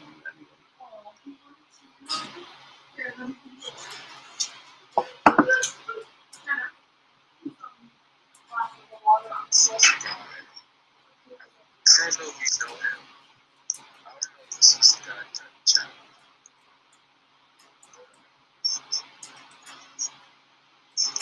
His name is Dr. Sidney Jr. Is that the guy you had an interview with? Dr. Sebi Jr. or Dr. Sebi's son? No, his YouTube name is Dr. Sidney Jr. Probably, and that's probably Dr. Sebi's son. Let me look it up and see. Is his name Victor? I don't freaking know, but I can't lie, bro. He's a dick, right? Yeah, man. Yeah, it's Victor. That's what it is. I'm pretty sure. I'm gonna look it up right now.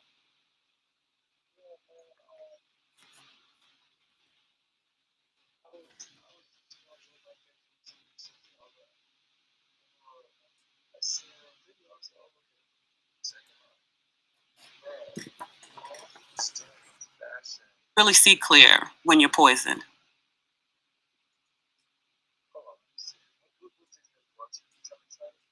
So I went to Dr. Sebi Jr., right? And it's got the first page where it's Dr. Sebi's daughter, Kylie Bowman. What I find funny is none of these guys were around when he was alive. It wasn't like they were sort of like following his shit, this, that. Okay. I don't know who this guy is, but this guy's not Victor. He's got a lot of people, though. I should, troll him. Yeah, you know what? Do it. Bruh, listen, because I was about to go off on it. You know why? Because he was attacking, Julien, right? I'm like, why is man attacking him? Mm-hmm. Bro, how y'all doing? I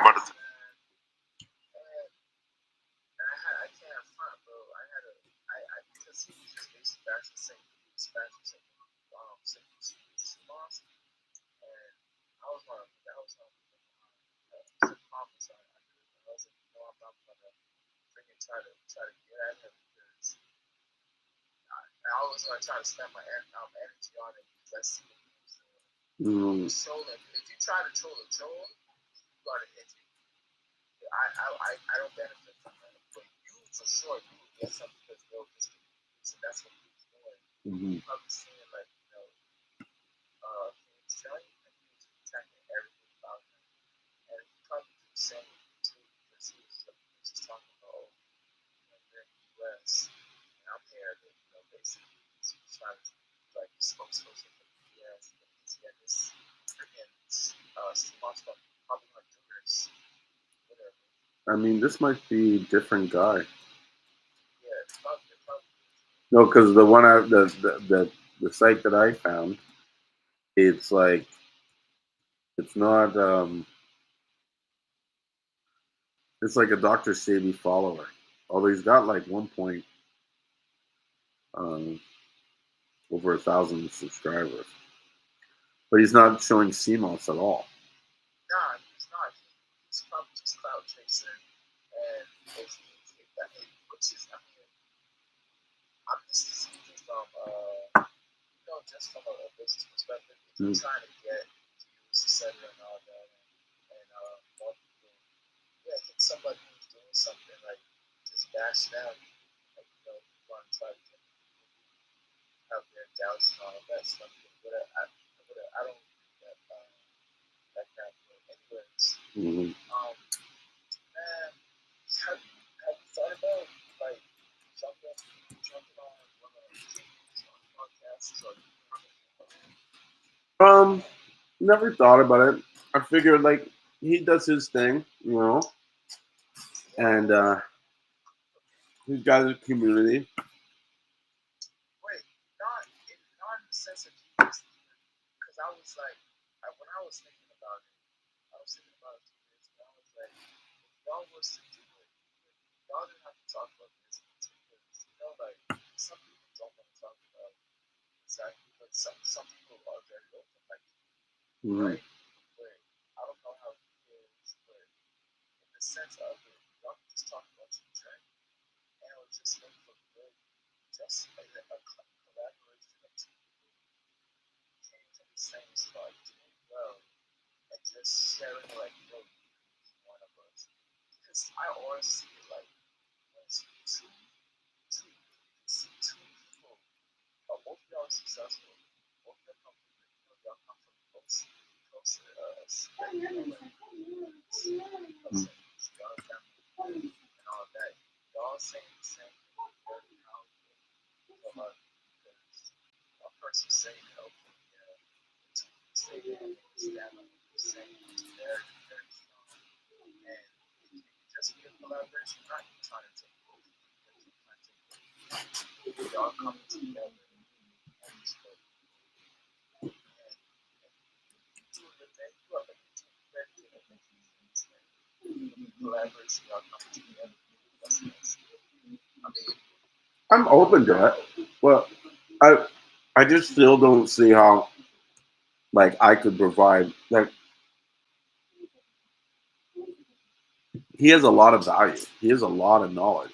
There's not much more that I could add. Like, do you know what I mean? No, yes, I see what you're saying, but no, that's what you have to add. It's just the fact that you're doing it. Y'all can talk about it. I bet y'all right now, y'all can see what we have to talk about it. Y'all can just be like, like when I started out and the hiccups and but I didn't give up and I kept on going. It's like just go. That's all it is. It's just like a conversation. It's not even about adding value to it. It's the conversation and the people like y'all be fly on the wall on that one.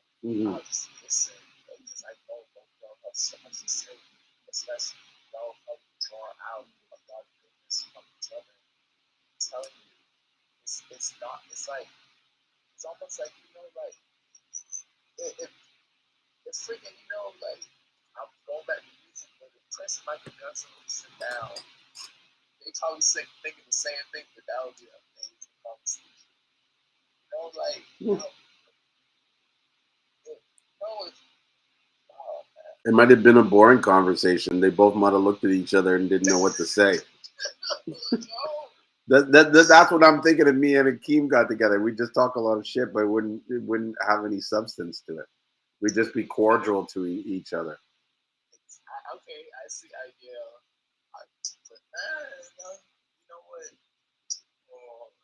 I don't know. I would say this. I would definitely have him come and talk on the Seamoss Talk so that he could talk about his business and his products and his journey and how he got to where he's going and stuff like that. That I could see adding value to the group. You know what I mean? To help inspire people to see. Because dude, what he's done and accomplished is a testament of what it takes to get to that level and what you need to do. And if you're not putting in the kind of hard work that this guy's putting in the energy, you know what I mean? Like he was doing YouTube videos for a long, long time, And so like if you're not putting that level of energy into your business, you can't expect to have anything more than what he has. You know what I'm saying? Like I don't know. He's an inspiration, and I would love to like. That's where I can see having value is him sharing his story to people. But I'm not sure if he would be open to doing it. You know what I mean? Because I'm gonna try. I'm gonna try to reach out to him. If I was to try, like, I was on one of his streams a while ago. But if I was to try, like, reach out to him, he would be open. Like, if he said, yeah, you know, yeah, why not? Dude, like it's a, you know, what I mean, it's a small community. I know a lot of the people that he's buying his Seamoss from. You know what I mean? So it's all like it's a small circle. yeah, because the reason why that popped up is like I was like, man, it's power in numbers, and it's like attacking him. I didn't see him attacking just him. You know, I just seen him attacking you and anybody else who's trying to do it. I just seen that happen to attack. And I don't think that's fair, especially if you're standing on something strong. Yeah, I agree. It's not fair, but at the end of the day, I also realize that like these guys that do the attacking, they're attacking because they suck at selling. They're shitty marketers, and this is the only way when they're brainstorming. Okay, how do I stand out for the crowd? Well, let me throw some shade on this other stuff because you know, and I mean, it must drive them like bananas to see all these people going to this side and in their minds like it's like you know they're going for the wrong scene. Like why do they keep going for that garbage when I have this premium product no one wants? Well, you know what, you need to let people know you have a premium product and why it's premium, and that doesn't mean looking at other people, and you know what I mean, like that. I don't know, to me that's how you get low hanging fruit. You create this fear and this sort of like scarcity, like oh this is rare stuff and everything else is garbage and not worth trying. You know, it's, I don't know. Like you won't see that coming from us when it comes to marketing our CMOS and stuff. We barely even really market our CMOS. You know that Self and stuff. it does. You go to the website, you look at the pictures, you see the reviews, boom, bam, like that's it. Really, everything else is just fun for us. Like that's how we do the content. That's how we do the ads. But like I've been wanting to show a more intimate view of Saint Lucia and the culture and the people, and you know to understand so that when people are buying the product, they know it's not just CMOS you're getting. This is from the love of Saint Lucians that are producing this product. This is why our product is superior to everybody else's. That love, man, that's a strong thing, boy. I'm Mhm. telling you, for real. Yeah, yeah. You know what? So you just gave me a different perspective. 'Cause I can't lie, I was like, because I was like trying to almost defend it, but honestly, you know, it probably brought more customers over to him. That's free promotion anytime. Because I can't lie to you, like any type of publicity or when you have like a spotlight on you, even in that you still have the spotlight on you. So it's like almost like what you do when it is on you. So, and with that being said, yeah, if he ever comes after you, I'm gonna start let it ride because all that's gonna do is probably bring you customers, honestly. Yeah, and so be it. Do you know what I mean? Like, no one's going to control the market. It's impossible. Even with this guy talking about the association, like, you know, he'd be lucky if he got like 5% of the market, if that. You know what I mean? There's just too many people, too many independents, too many, like, you know, there's so many there. You just don't see them because they're not out in the open. Like the only reason why you see me is because I'm putting my face out on these live streams every week. You mean, but there's so many other sellers that are getting in large quantities. You know what I mean? And so, you know, how do you get all those people on board and that kind of stuff? It's going to take a lot of work, and then to do it for every country and stuff. this guy, I wish him luck, but I'm how do you say it? I know that it's not an easy task to do this, to get to build an organization that people are going to subscribe to and want to buy the CMOS and stick to that. You know what I mean? Because what happens when someone comes and starts selling to someone for less money than what the association's selling it for? You know what I mean? You can easily lose a lot of business over a couple dollars. And if you're running this association where you're importing all the CMOS, hoping that people are going to sell it, and the market drops out of you, and you've bought CMOS for 10, and now it's you got guys going rogue and selling it for 6, you're going to be screwed. You're going to have all this inventory, and how do you get rid of it? There's there's not going to be any loyalty.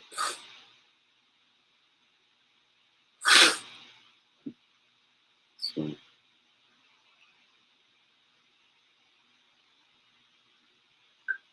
that would be the biggest thing. How do you create an association where there'll be loyalty, where they're willing to pay for the price of your CMOS, even if it's higher than what the average person off the market is selling it for?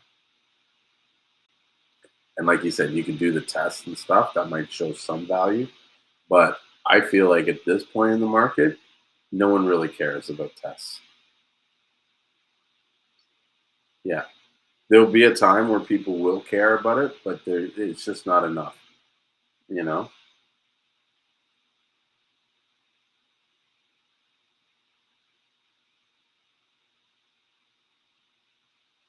Yeah, so BC, that's right. It would be almost needed to be a corporation if set up to be that large. It would require large amount of sources set up. Yeah, definitely.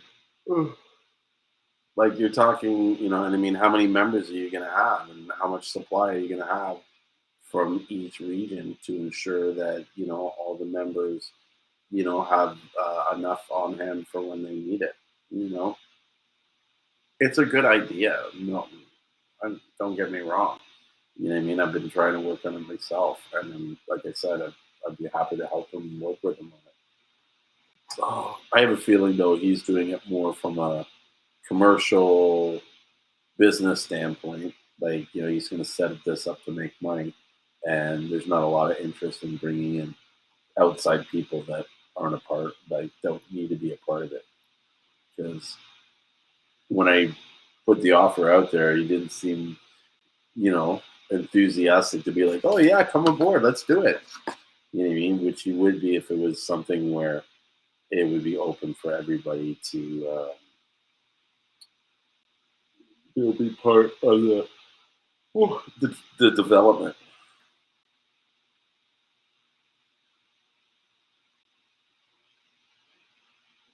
So we shall see, though. We shall see. I think there's room for even being several associations.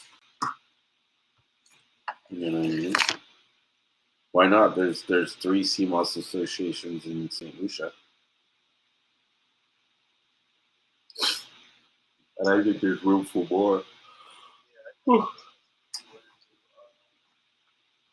if it was more than one, because competition it's always been to have, competitive. I'm not saying like that was but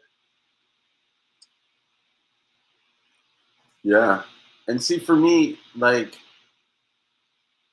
as much as it might be negative for some buyers, I would want to, as a CMOS association, I would want to work on not so much paying more for the CMOS, but making sure that a fair value is paid for the CMOS, right? And so that the people that are making the CMOS are happy to make the CMOS, and that they're producing it at a higher quality than they would if they were paying less. You know, I've always believed that like you can only cut so much of a price before you start cutting into quality and cutting into reliability and stuff like that. And so That's my concern all the time when people are saying, "Oh, we need to get the price down. We need to get it lower." You know, and we need this, and that. This price point's too high. It's like, well, you know, you can get it lower, but that's where you're getting into the fake CMOS territory. You know, what people think is fake CMOS. You know, that's where you get into this idea of the pool going stuff. Because that stuff, there's ways to get CMOS at dollar a pound if you want it. Like I know a guy that's selling a lot of CMOS, and he pays about $1 a pound for it. Say like 225 a kilogram. So BC, yes, Ricky has a CMOS directory called the CMOSdirectory.com. We've been talking a little bit about how we could work together to um, make improvements to it. They can make improvements to it so that more people can get value out of it. But it is there, and there's quite a bit of people on the site already that are listed. And I think there's a way to get a free listing.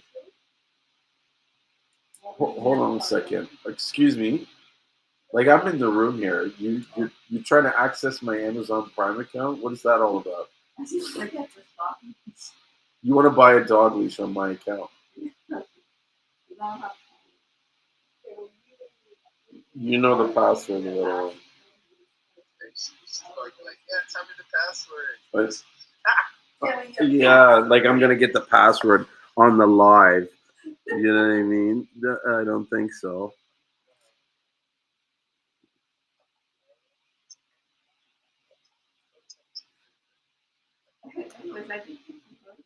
No, I was listening. So BC says if a large corporation grabs it, they'll be selling crap at the dollar store. They're already doing it. Like that's where you're getting a lot of these angel brands and these Caribbean corners and stuff like that. This is all cheap commercialized CMOS that is grown in large quantities and stuff.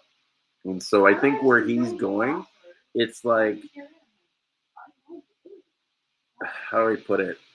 Those are markets that are meant for countries like St. Lucia. Like I don't believe and I don't recommend that we get into um, being that like producing the lowest price CMOS so that we can hit these industrial markets and get in these superstores and stuff like that. Now, I do think that there should be like a grading system in the CMOS, and that our CMOS that isn't considered prime or premium is diverted to those markets where the appearance is not as important to them as it is to the retail market. You know. And so that I think would be ideal more than just saying across the board CMOS needs to be, cheaper. Because like honestly, like I see some CMOS and I've seen other people CMOS and a lot of the CMOS that I'm getting, it's like there's no way I would sell that for like it's too nice. Like how do you compare this beautiful product that smells so clean and fresh and is like free of debris and stuff like that, and compare it to something that is just what I mean, all fucked up, and you know yeah, you can't, you know. That's the one thing I think is interesting when I deal with buyers, right? A lot of the buyers, they're more focused on the price per pound than they are focused on the quality of the CMOS. And so they'll spend a lot of time negotiating. Like one of the things that fucking drives me crazy is like I'll spend all this time negotiating for a price. The guy will get me down to a lower price, and then he'll show me the CMOS he has, and I'm just like, I can get you that CMOS for that price. I can get it for less. But the CMOS I have is not that CMOS. And you're trying to get my CMOS for the same price as that CMOS, and it's not the same. You know what I mean? So I don't know. I do agree that we need to get some kind of grading system, and I mean it's got to be kind of like at the source, like before it ships out, people should know this is grade B, this is grade C, and whatnot. Yeah. But right now, I think it gets all mixed up with everything. You know, not right.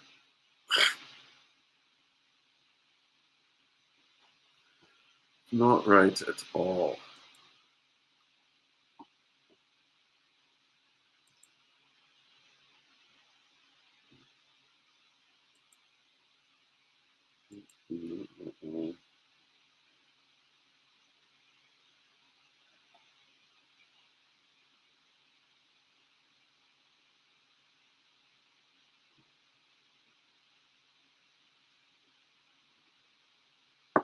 Crazy. Just scrolling on online here, and you get bombarded with this Kanye stuff. I feel so sorry for that guy.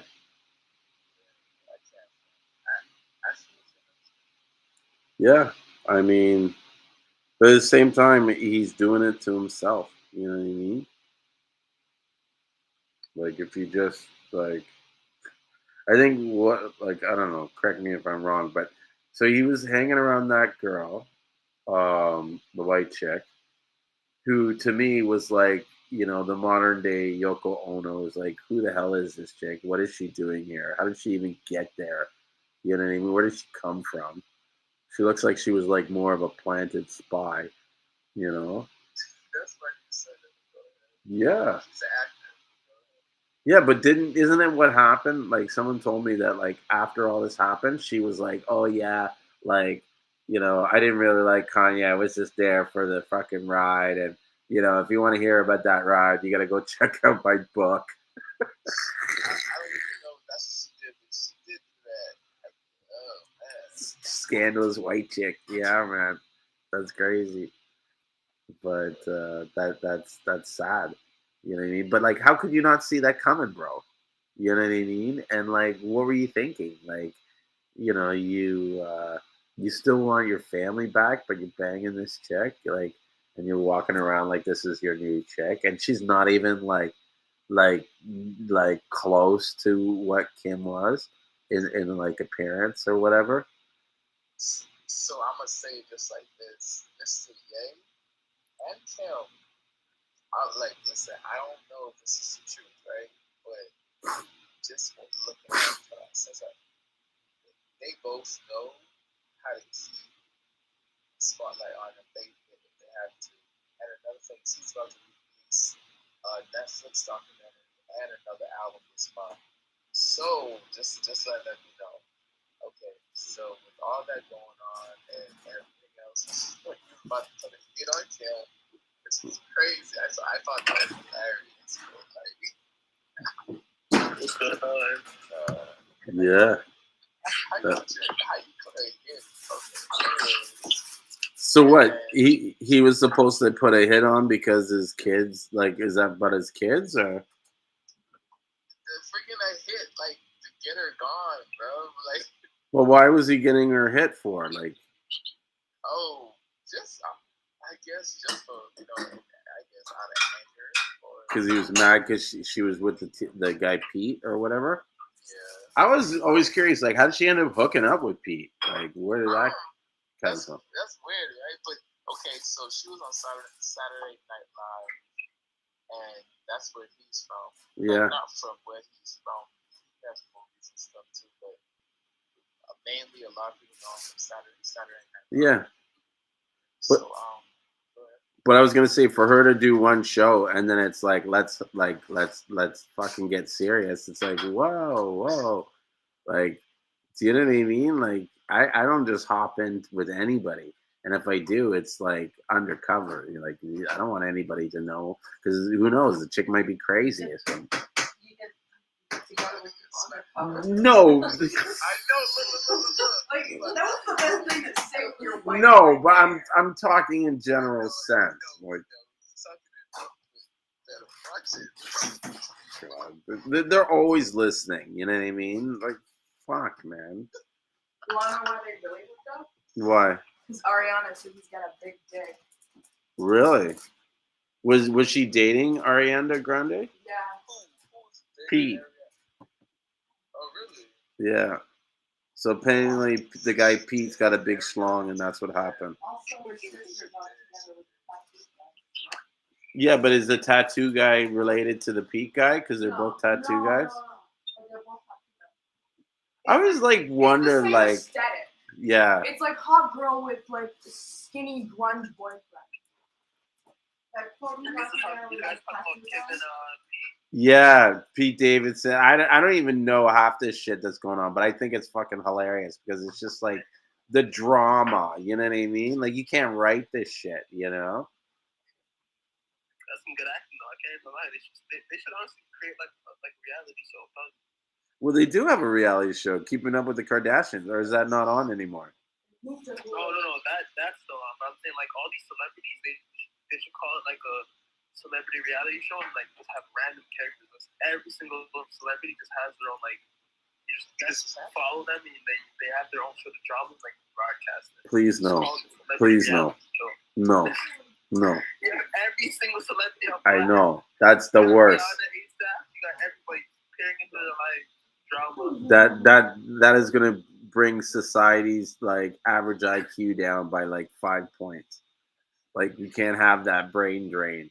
You know what I mean? I think we put too much garbage on TV as it is. Like half the shit I looking at. We don't do that. Listen, it's not us. Listen, if it wasn't to me, I wouldn't put none of that shit on TV.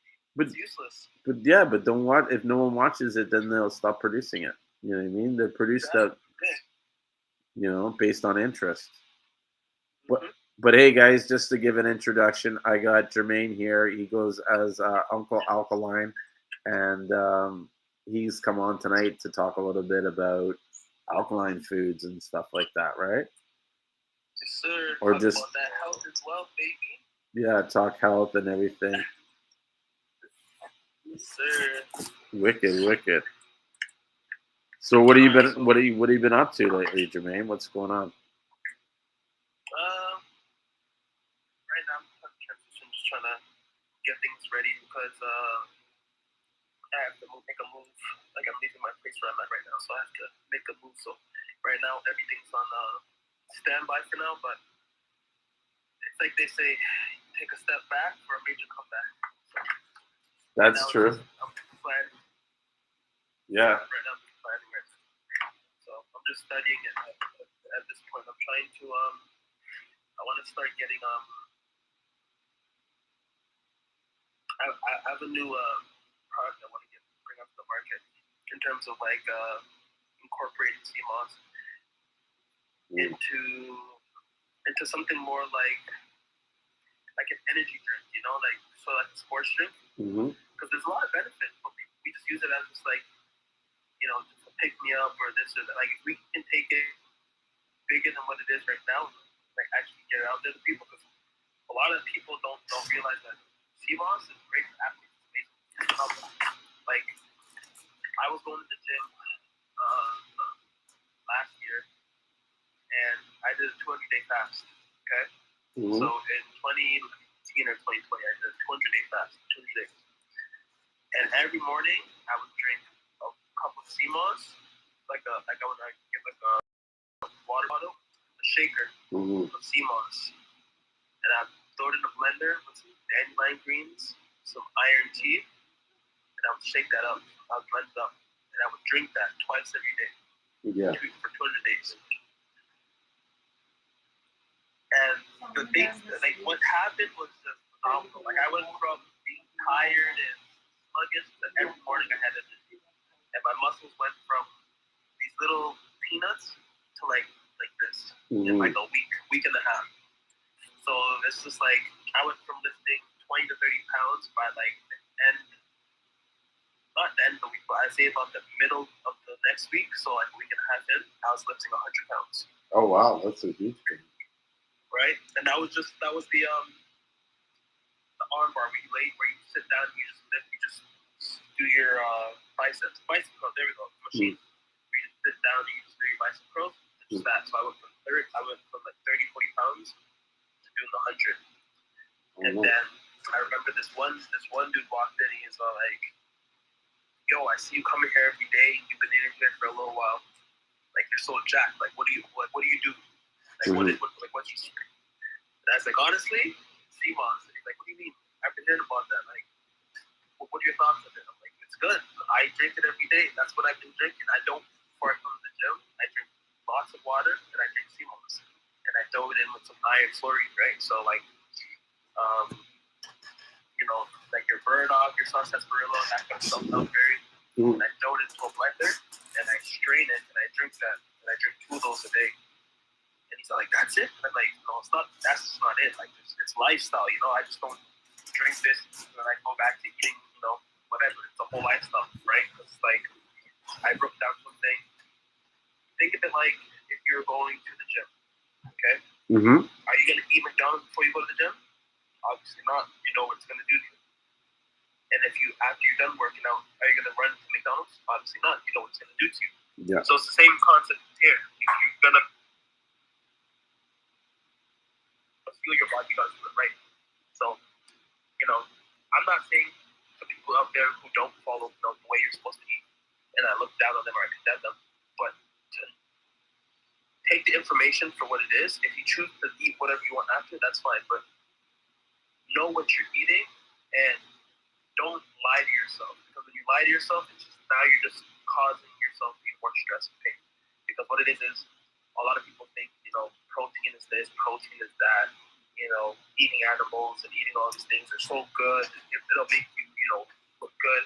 But it's like, if that's the case, why is that when we turn 60, 70, we look like a dead corpse? Like we look like we're about to die.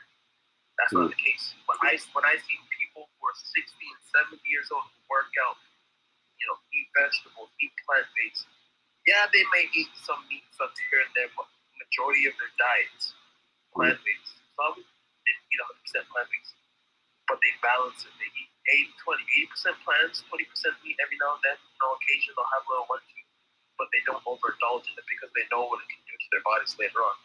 And there's this guy on Instagram. He's in his 70s or 80s, and he's from the Caribbean. And the brother looks like he's in his 30s or 40s. You wouldn't even tell that he's in his 80s. But because he has gray hair here, you can tell he's very older. But his body, he looks like he's a 34-year-old man. He's young. He looks young. Like if you were to just cover his head, you think you're talking to like a young stud or a young.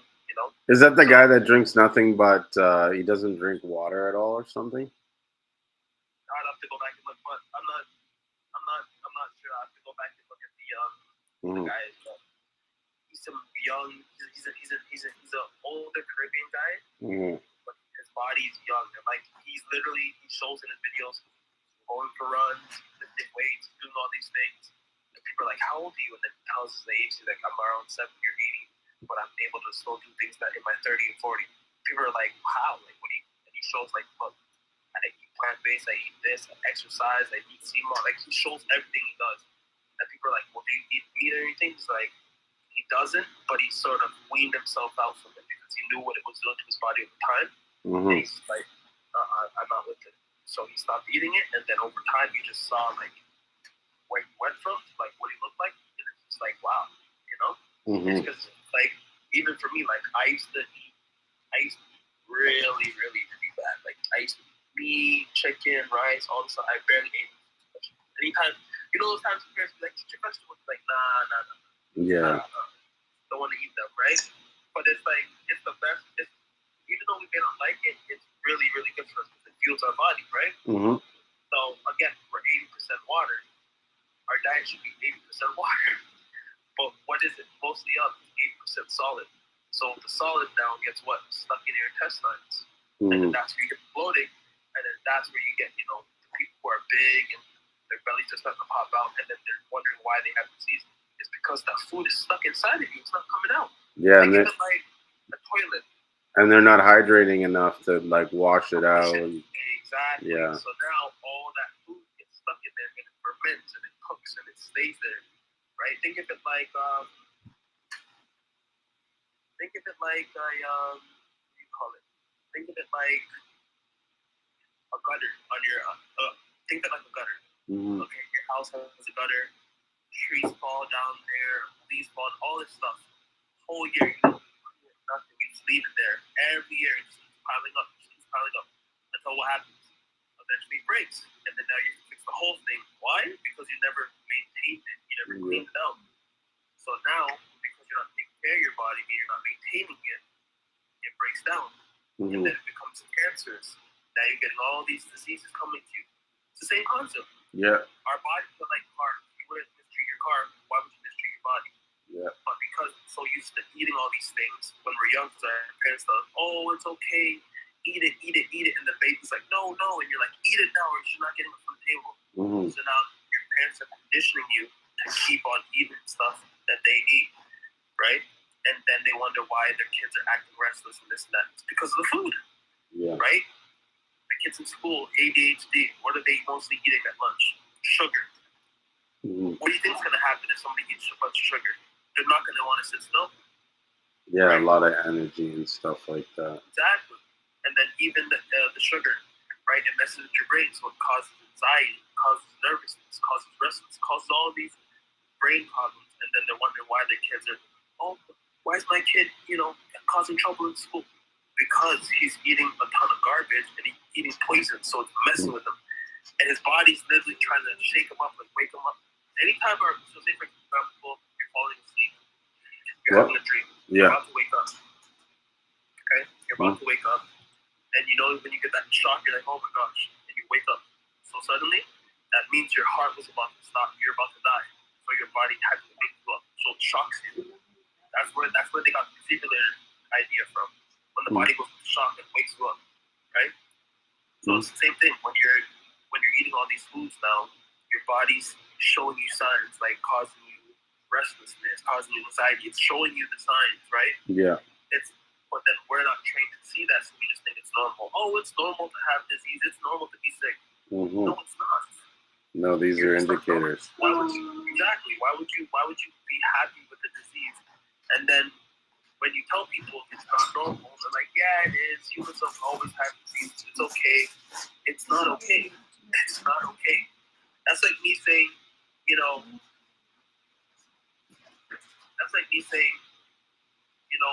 what's happening around the world. It's supposed to happen. It's supposed to get worse.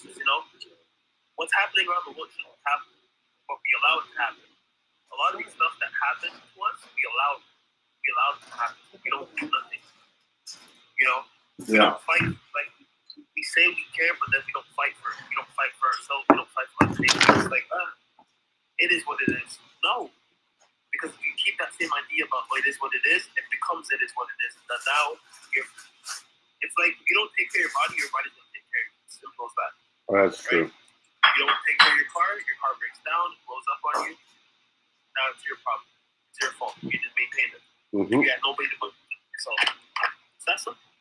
And it's not even that hard to take care of yourself. It's just eating the right things, exercise, keeping up your health. Just the things that you should be doing. Not even you should be feeling like, "Oh man, it's just a drag."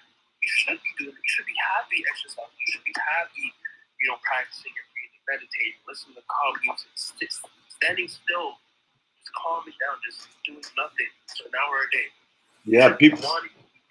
These should be practices, but I was gonna say people don't do that enough. They don't do enough meditation or like mindful stillness and stuff.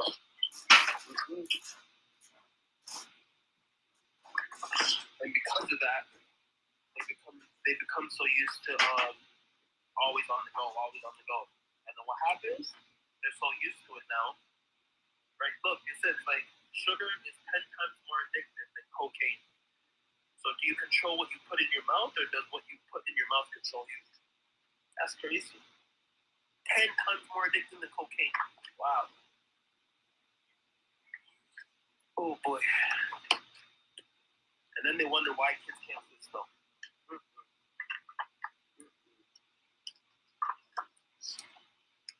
Where's the Seamoss thing? I want to show you guys this. 1 second.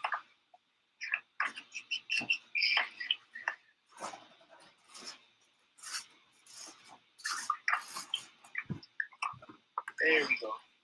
What? No, showing the Seamoss. So there's a page on here. So it says Seamoss is a seaweed, also known as Irish moss. Its scientific name is Chondrus crypsis. So that's just a different type of strain. There's many different types of Seamoss. That's just one of them. Yeah. It offers 92 of the 102 minerals of which the body is made. Use it for your bones, your brain, your muscle, your thyroid, your glands, bad breath, pulmonary, respiratory illnesses. You can even use it to brush your teeth. There was a gentleman that I was talking to that he's a financial broker, and he was talking about he brushes his teeth with Seamoss, and he noticed that his teeth went from looking decayed to now they're stronger. You can feel his teeth, like every time he bites down his food, it doesn't hurt. Mm-hmm. So his teeth went from feeling weak and out of style and about to fall off to now they're strong. Why is that? It's high in calcium. Mm-hmm. So it's good for your bones. So your teeth have bones, it's good for your bones. Mm-hmm. Brush your teeth with them. Mix some water, brush your teeth with them. Right? Or what I do is I get I mix I mix bladderwrack, yeah, and Seamoss, and I mix some iron with this like sarsaparilla and burdock, and then I mix that up, and then I would brush my teeth with it, and then I would get the tea or the iron chlorine, right, sarsaparilla and the burdock, and I would wash my mouth. But these are people would be like, oh, this is so weird, like what? But then if they give me about the Listerine and all this stuff, you just chug it quickly and just wash it your mouth, knowing that that's literally you're literally putting your mouth floor cleaner. Mm-hmm. That's what Listerine is, floor cleaning. If you look on the back, what it says, and you look at the ingredients, they tell you this is what they use for floor cleaning. Really? I never knew that. Everything tells you on the back. Let me think. When you look at something,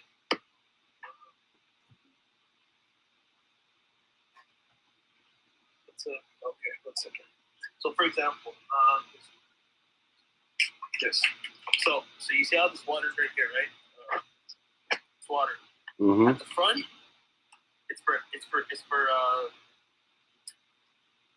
information. It's not information, but it's just for Entertainment. Presentation. Oh my God, fire water, natural spring. Oh, it must be good. Well, let's look at the back. Let's look at the information. Let's take a look at it. Like do your diligence. Look at this. Oh, are there minerals? What's the ingredients? Like, and then look it up in Google what these are, and then from there you'll know what you're drinking. You'll know what you're eating. Literally, that's all you gotta do. So if you're gonna go and put Listerine in your mouth, oh, well, what's Listerine? Let me look at the ingredients. Oh, well, what do the ingredients say that I shouldn't be putting this in my mouth? It's not good for me. And they use it for floor cleaning. So why would you then put it in your mouth? Why would you do that to yourself? You're killing yourself. You're damaging your brain. And then what do they say? They're like, oh, you know what? Yeah, it's okay though because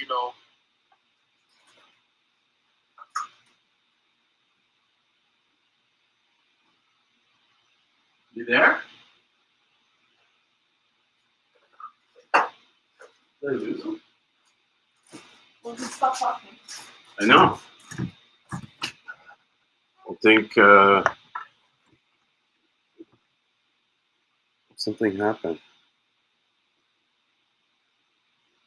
He got disconnected. But then I think he got jumped off and now I gotta add him again.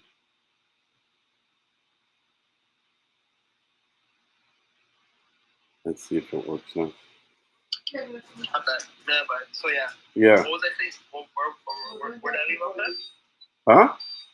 Where did I leave off that? I don't know exactly where you left off at because you were talking and then it stalled. But we were. Okay. Sorry, go ahead. Yeah, so I'll just go back to Seamoss. So the Seamoss now, right? It's good for your cough and dysentery. It's a natural diuretic, so it sucks out the excess water and everything. It takes out anything that is stuck in between the muscles and the body, and it clears it out. You're sweating, your dandruff, all of this stuff that I'm about to tell you guys is mucus, just different forms of mucus. So dandruff is mucus, right? The stuff that comes out of your eyes rise in the morning, mucus. All of that snot and everything, spit, that's mucus. It's just all coming out in different forms, right? So it's a natural diuretic. It calms the appetite and dissolves fat.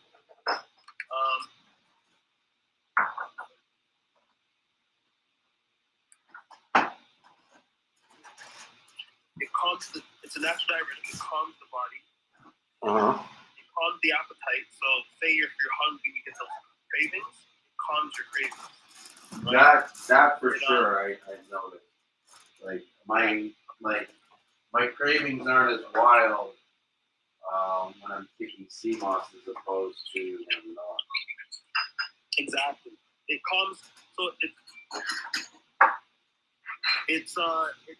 helps with jitters and stuff like that. So like you know how people they're like they can't sit still or they can't sit still. They can't.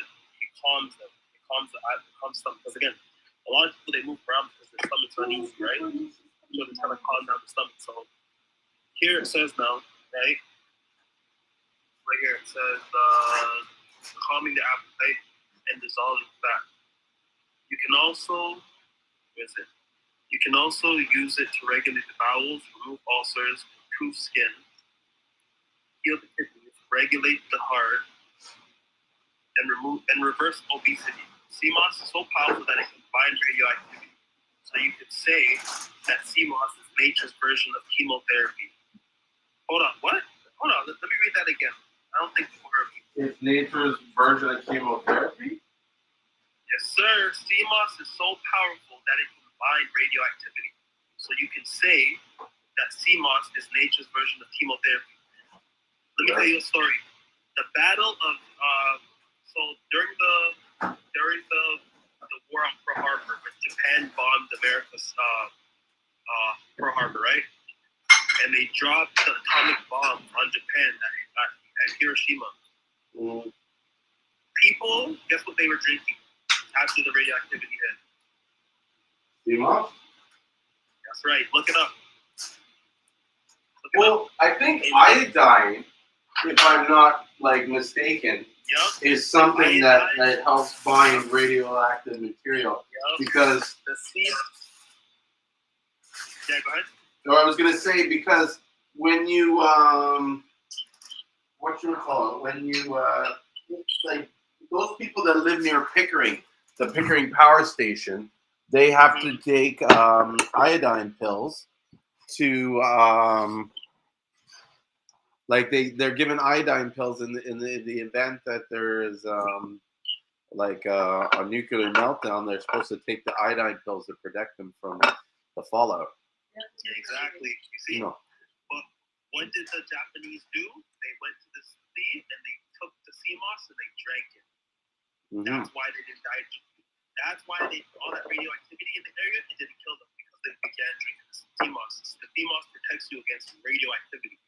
So if there was a leakage in the area, the more Seamoss you drink, it's like think of it like a shield. Think of it like a shield over your body. So the more Seamoss you drink, the radioactivity. Think of it like whichever more takes over your body wins. So if more radioactivity enters your body, you're dead. If more Seamoss enters your body, you live. So that's simple. Radioactivity can affect you if you're taking so much Seamoss. It's not gonna be enough to destroy you, right? It will do some damage, but the more Seamoss you eat, the easier it will be, right? So here it says contains important minerals such as potassium iodide, potassium phosphate, bromides, and a large percentage of zinc, magnesium, and calcium. If you have any kind of bone problems, Seamoss is the best natural remedy. Seamoss has many minerals, but the most abundant mineral is calcium. You can mix Seamoss with bladderwrack, which is just another type of seaweed. Great combination. Drink as much as you like every day. Use dates or 100% agave to sweeten the taste. Now, even though Seamoss strengthens the body, it doesn't fire it up with energy. Iron is the spark plug of the human body, and it is the only mineral on the planet that is magnetic. Being that iron is magnetic, it has a tendency to pull all the other minerals to it. So when you take iron, you're taking all the other minerals at a proportionate balance. Remember, iron is expressed in two ways on the planet: as a rock, which the doctors give you as an iron oxide pill, or as a plant, which is known as iron fluoride. Wow. That's why you see when people take iron oxide, they get what do you call it? Constipated. They get constipated. Uh-huh. They take iron pills, they get constipated. I didn't know that. They're eating rocks. No, I had no idea. If you ever want to take iron pills, grind the plants, put them in a capsule. Go ahead. That's natural. I make them all the time. I call them what do you call it? I call them sensu beans. Oh, wow. Oh man. So here it says,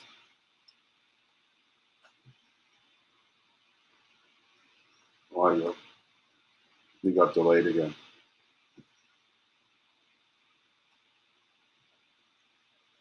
Let's see if he comes back. Good old Jermaine. Uncle Alkaline.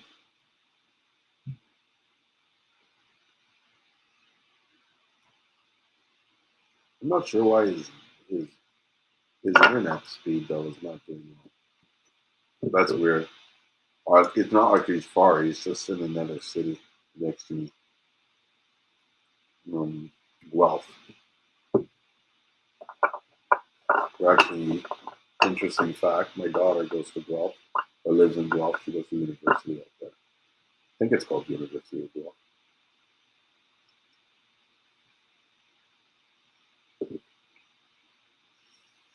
But let's see if he comes back.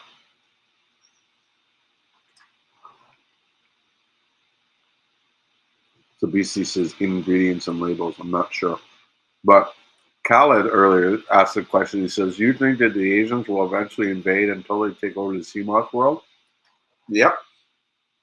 I think they're already started. I think they're slowly making their move. I think that and I mean, credit goes to Ricky from Ocean Gold Seamoss or Gold Seamoss. He like sort of called it out first, and I never noticed it until he mentioned it. Well, there's in fact a lot of companies now that are starting to sell certain products, and these products are being sourced from Asian countries, like the gummies, like the powders, and stuff like that. And if you do some research on the products that are on the market, you get to see the similar graphics and type design and stuff that would be consistent with a company that's rebranding or reselling their products. And they have the money and the machines and the resources to package it and make it all professional. I mean, just look at that product, Nautica. You know what I mean? That stuff is like, I don't know. Shouldn't talk because I haven't tried it. But in my view, looking at it, seeing the way it's packaged, the way it's sort of presented and stuff, that can't be real CMOS. Or if it's CMOS, it's like highly altered CMOS. I mean, I don't know how any other way you keep it safe or self-stable for so long, unless there's something done to it. So, yeah, I mean, they're coming. They're already here.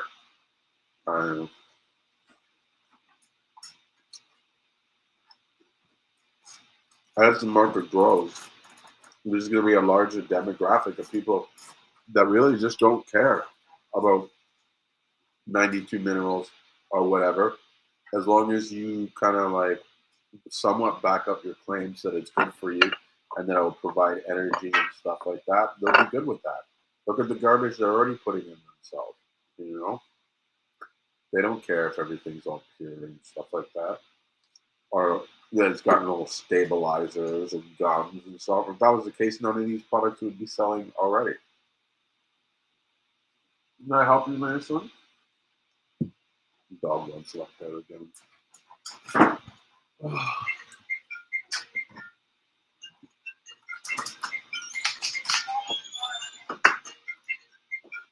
So I don't think Jermaine's coming back, which was unfortunate because he was spitting out some good knowledge and information about doing the about the diet. I wanted to start asking him some questions, mainly like how do you get started on these diets? How do you incorporate these foods and these meals, and where do you get some of these recipes? And let's be honest, like some of these like foods, they're either really like nasty looking or they take forever to produce. You know what I mean? Because there's so much like steps in getting the flavors right. Like I had one guy make vegan pepperoni, and it was like the amount of work that this guy had to do to make vegan pepperoni. I was like, dude, you might as well just not have pepperoni. Or you're crazy. It was like a 3 day process to make this vegan pepperoni. So I don't know if I want pepperoni. I mean, I guess at the same time, to make regular pepperoni, it's probably a 3 day process too. You know what I mean? When you cure the meats and shit like that. So I don't know, but I think that there's not enough on the market um, of ways that people are helping to direct people into um, a more healthier lifestyle or diet. You know what I mean? There's not enough cookbooks or recipes and stuff. Or at least that's what I feel. Maybe there are, and I just don't see them. You know, that's quite possible.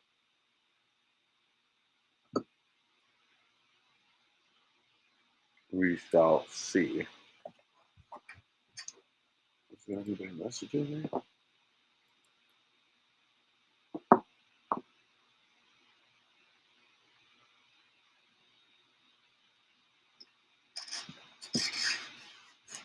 Oh, someone is messaging me about the Seamoss that they received, and it looks like they're happy with it, which is always makes me happy when they're amazing.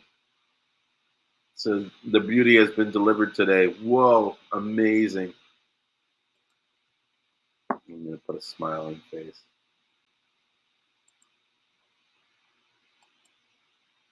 Yeah, I'm telling you, the Seamoss that we've been getting lately, phenomenal. Really, really good. Really, really happy with the quality and the consistency. It's really top shelf.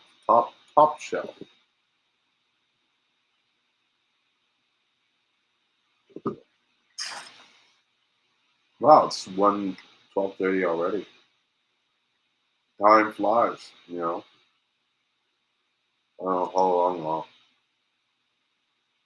I'm going to do the live stream tonight. For like maybe unless we get any significant guests, I might cut it around 12:45 or so.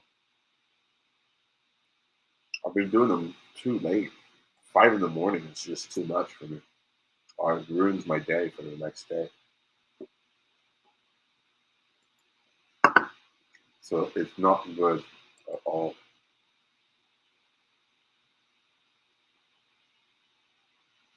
See how today's sales are like. I always like checking in my website every like 10 minutes to see how much sales happen.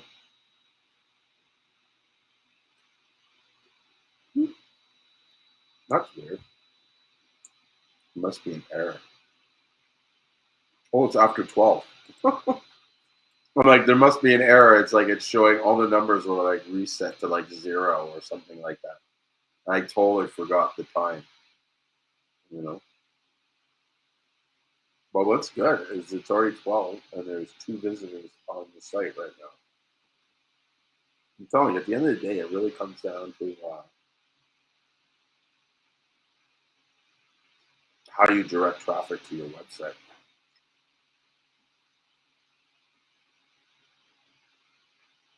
The more traffic you direct, the more sales you'll have. And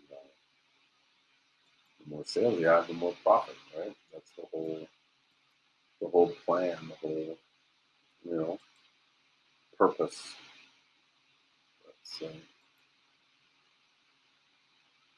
What happened to Macau? He maybe jumped in today. Thought he was going to come in and grace us with some knowledge, which would have, would have been cool.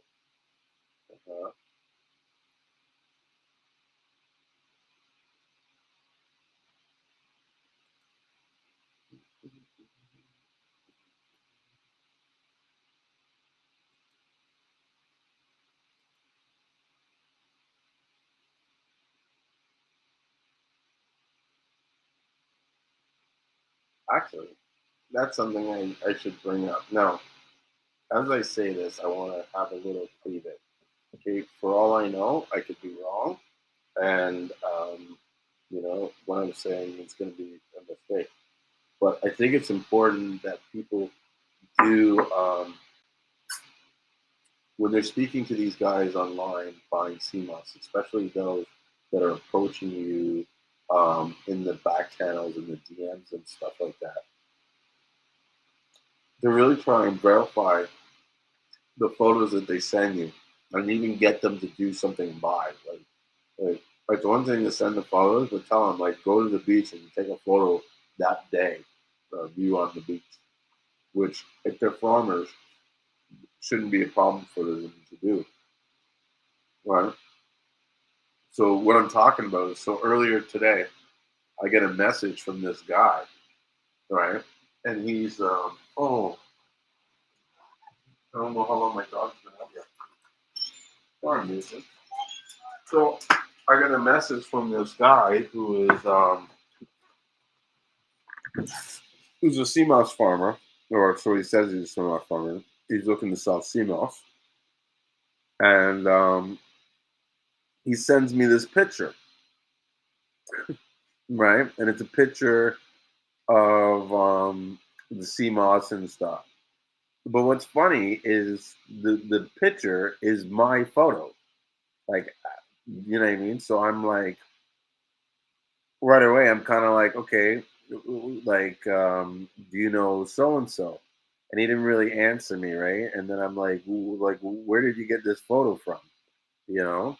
And I'm like, I know this photo, like, you know what I mean? I have the original, and in the original, it's not a photo, it's a video.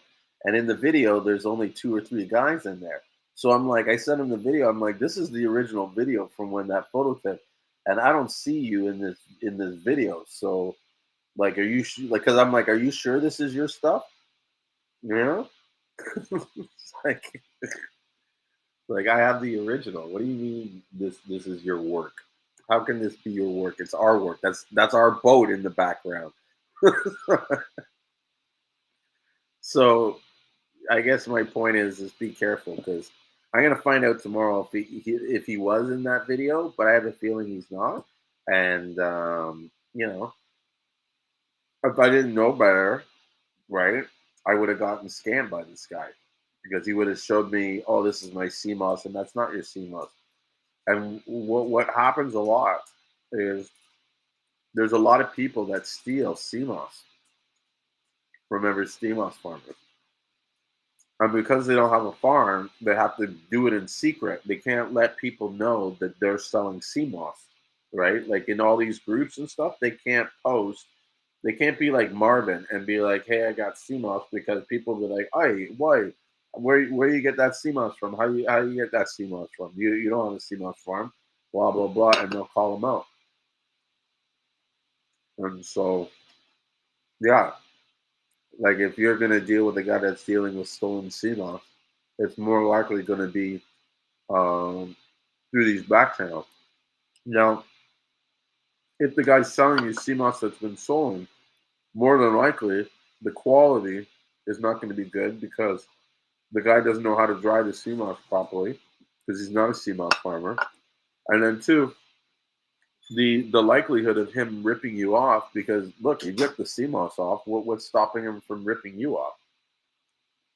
It's huge. And so, I don't know. I think if you're going to start dealing with someone new, someone you're not familiar with, I'm not saying don't deal with them, because there's a lot. I mean, a lot. Majority of the people, especially from St. Lucia, that are selling CMOS are trustworthy.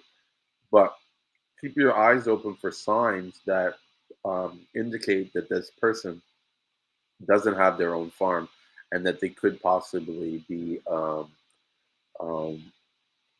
selling CMOS that had been stolen, and which is, something I don't want anybody, I don't think anybody should be supporting because it's just, there's a lot of people that work hard to produce this CMOS, mainly women.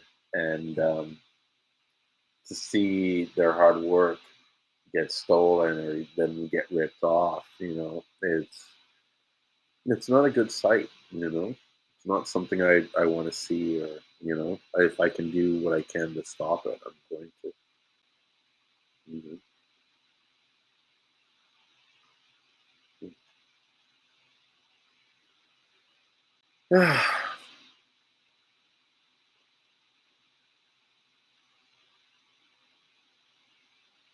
Hmm.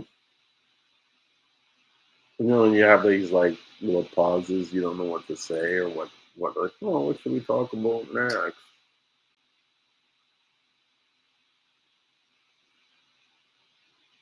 You don't know. Say what's up to some of these people in the room. Yeah, it was too bad that Jermaine got disconnected when he did, because I would have liked to pick his brain more.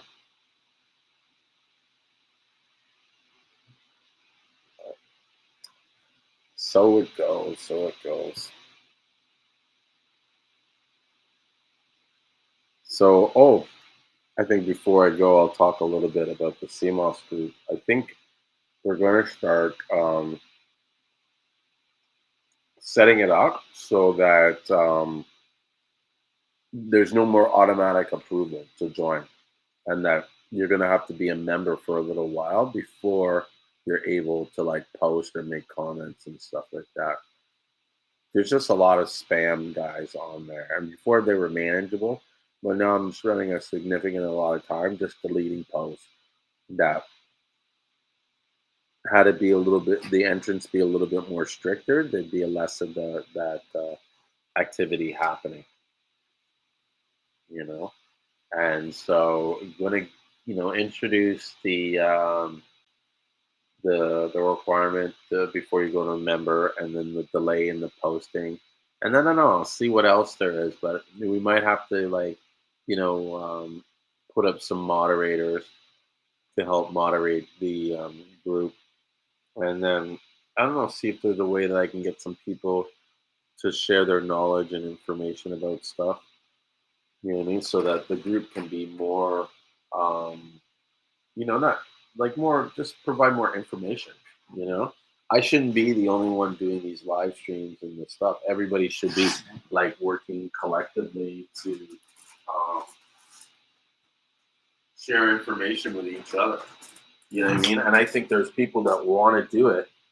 There's just not an open platform for them to, you know, come in and volunteer, so to speak. So there is a thing on the site about experts, and so I'm going to start seeing what I can do to develop like a criteria for people to be um, labeled or branded as an expert in the group. Actually, I think that would be a really cool thing. It's like, it'll be something where you have like an interview and you meet with me and I'll talk to you for a few minutes just to make sure that you understand CMOS and different parts of CMOS, and that your views are unbiased and no judgmental and stuff like that. Hmm. I think they're really really cool for the group. Having people that you can look to and know that they're designated as group experts, and they're willing to provide like fair information and stuff like that.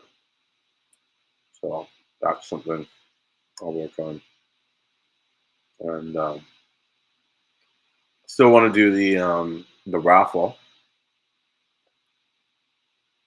working out the finer details on that. And I think w- with the raffle, how it's going to be, it'll be something like $5 a ticket. You know what I mean? Maybe three for 10. And then we'll run it all of March, and then have announce the prize winner towards the end of March, first week of April, because I want to make sure that there's enough time for people to buy in and buy tickets so that they can spread it. And because the key is I need as many people as I can to buy tickets in order to raise enough money so that we can make a significant contribution into helping people. And I mean, people don't realize how tough it is for some of these people in their lives. This evening, before I started the live, I watched on the news, because I periodically watch the news in St. Lucia, and I watched on the news where this family was cooking and getting ready to start their day, and the whole house collapsed. And the house collapsed, and it was gone. That was it. There was just debris all over the place. The plywood structure had broken apart. Um, all their personal belongings were all over the place. The guy was telling the story about how, like, the TV had fallen under, like, his stepfather, and you know what I mean. Like, imagine being in a house and the whole house just caved. The refrigerator falls on you, and so you know how painful that could be. And so they have nothing.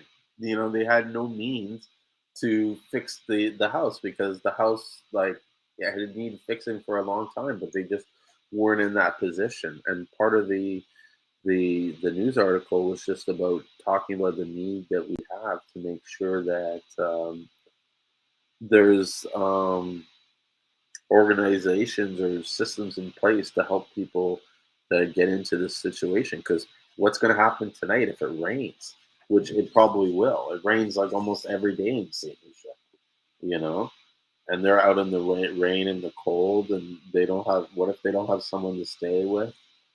You know, these are serious problems that they deal with and face. You know, so I'd like to use some of this money that's generated from this raffle to be able to touch people's lives like that. You know,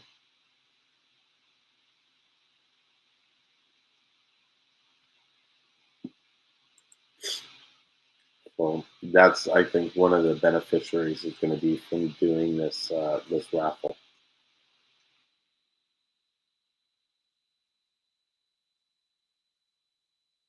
And I think that's the thing too. I'll have to get a list of stuff or things that we will plan to do if we're in a position to like how not in stuff that we plan to do with the money that we generate from the raffle. I think we need to, like, as I'm promoting it, have that sort of in place to discuss it. Yeah.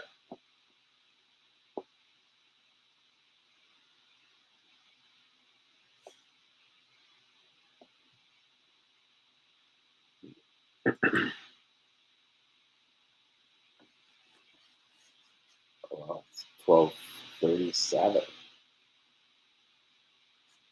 So maybe what I'll do is, before I start wrapping up, I'll give everybody a chance to ask some questions and stuff.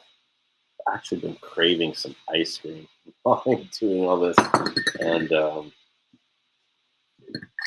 didn't. I'm gonna put some of the ice cream out so I can make some before I go to bed.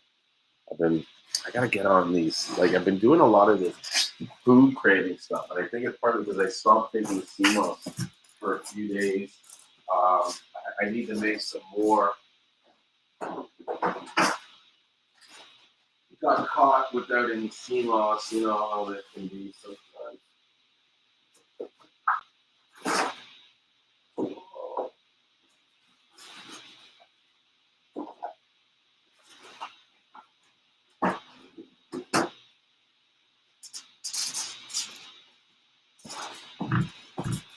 And the grocery store I go to, they had a sale on Haagen-Dazs, and I'm like, I'm kind of a sucker for Haagen-Dazs. So I have like a fridge full of Haagen-Dazs on sale. This one's really good. It's pineapple and coconut. So it's got a really tropical taste to it, which is good.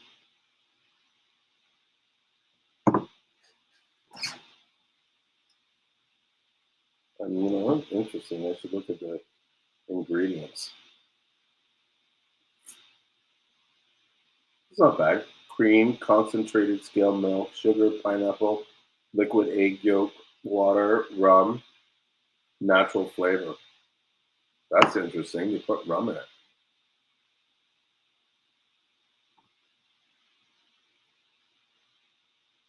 Or you can slightly taste the rum in it. It tastes like a pina colada.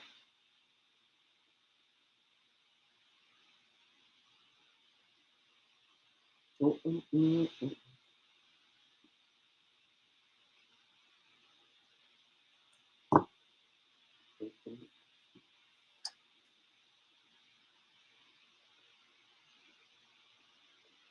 a real sucker for sweets once in a while. I like will go for no sweets at all for like months, and then I'll go on a binge where I'm like eating sweets nonstop. And it's like I started eating and stuff, but I don't even think I want ice cream. I think I'm gonna put it away. You know, those things when you want something but you don't know what you want. And you want it. Yeah. Crazy. My grandma's yeah. So I now lost both my grandmas. My grandma on my dad's side passed away almost 4 years ago now. And yeah, and so now it's one of those. I don't even remember how old she is. I wonder how long she lasted. My other grandma lived to like 94 or 95. She was old. And she was like, up until like she had like this like accident, she was like fine. Like I thought she was gonna go to like 105. But she slipped and hurt herself. And what I find is when you get in these accidents at a certain age, you just go downhill from there. So it's unfortunate.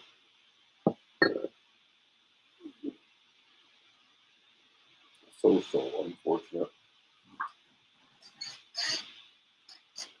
Something's like making me think like I should check the the Facebook Live page just to see if anybody is commenting on. Because one time we had the live stream, and it wasn't until after it was over that I realized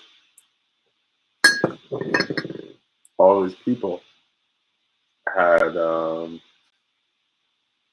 been commenting,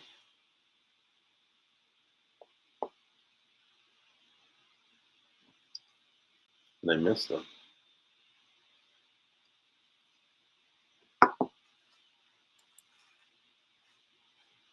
So let me check and see if there's any comments before I leave.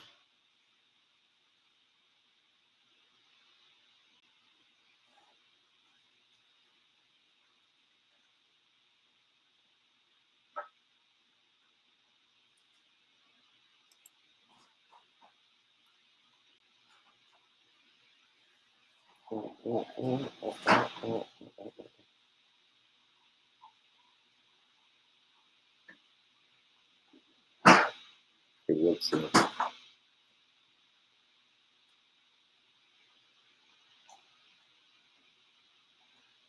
Some of these things are. 10 ca hợp lệ. Anh chị Dư Khánh là chúng mất giá lên sao rồi? Yeah, I gotta take this off. This is. Nhịp cao hơn 510k ở đèn ghi đọc quý chị ơi. 15 giây cuối cùng. 15, 14, 13. I don't know what that was. But it wasn't Seamoss, so it's got to go.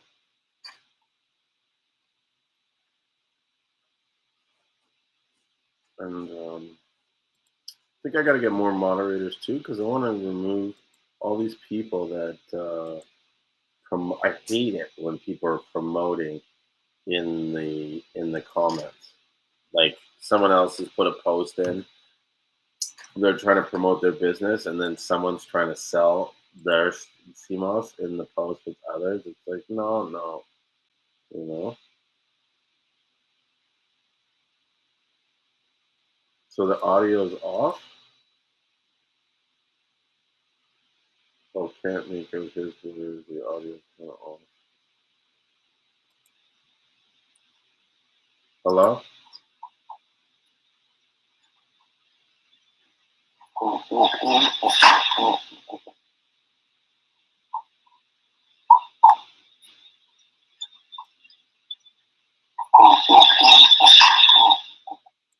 Mm,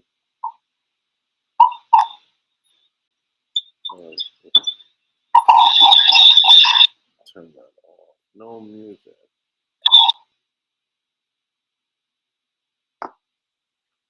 Well, I think I'm gonna wrap it up and call it a night, and that way I can get some sleep and get up early, and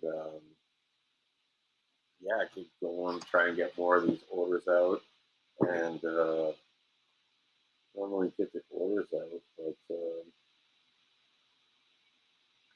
work on some advertising. I think I need to do, and get some more sales. I need to sell more signals. So if you're looking to buy Seamoss and you've hesitated from buying Seamoss from us, for whatever reason, give me a shout and let's see if there's a way we can work out something to help earn your business and get you on board with the St. Lucian Seamoss team. Show you some impressive Seamoss that will get you excited.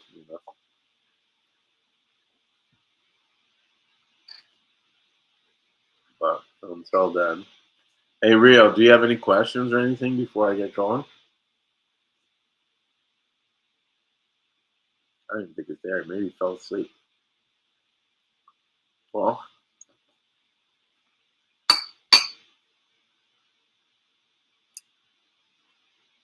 I think I need to get some sleep too.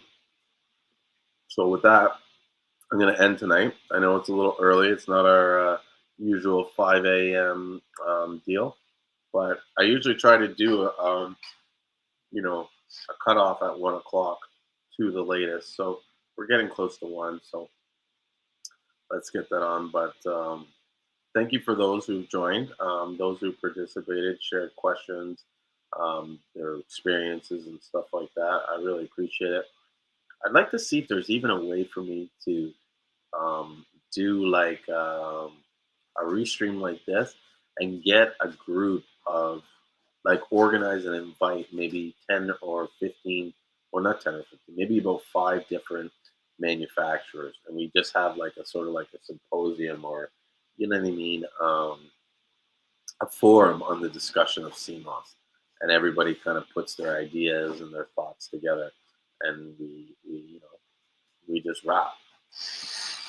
So that's something to look out for in the future. But until then, I'm going to get going. And you guys are going to see me next Sunday evening. I'm going to try and see if I can do it earlier. But otherwise, you'll see me 9:30ish. And, until then, you guys, everyone, take care, be safe, and don't forget to take your Seamoss. All right?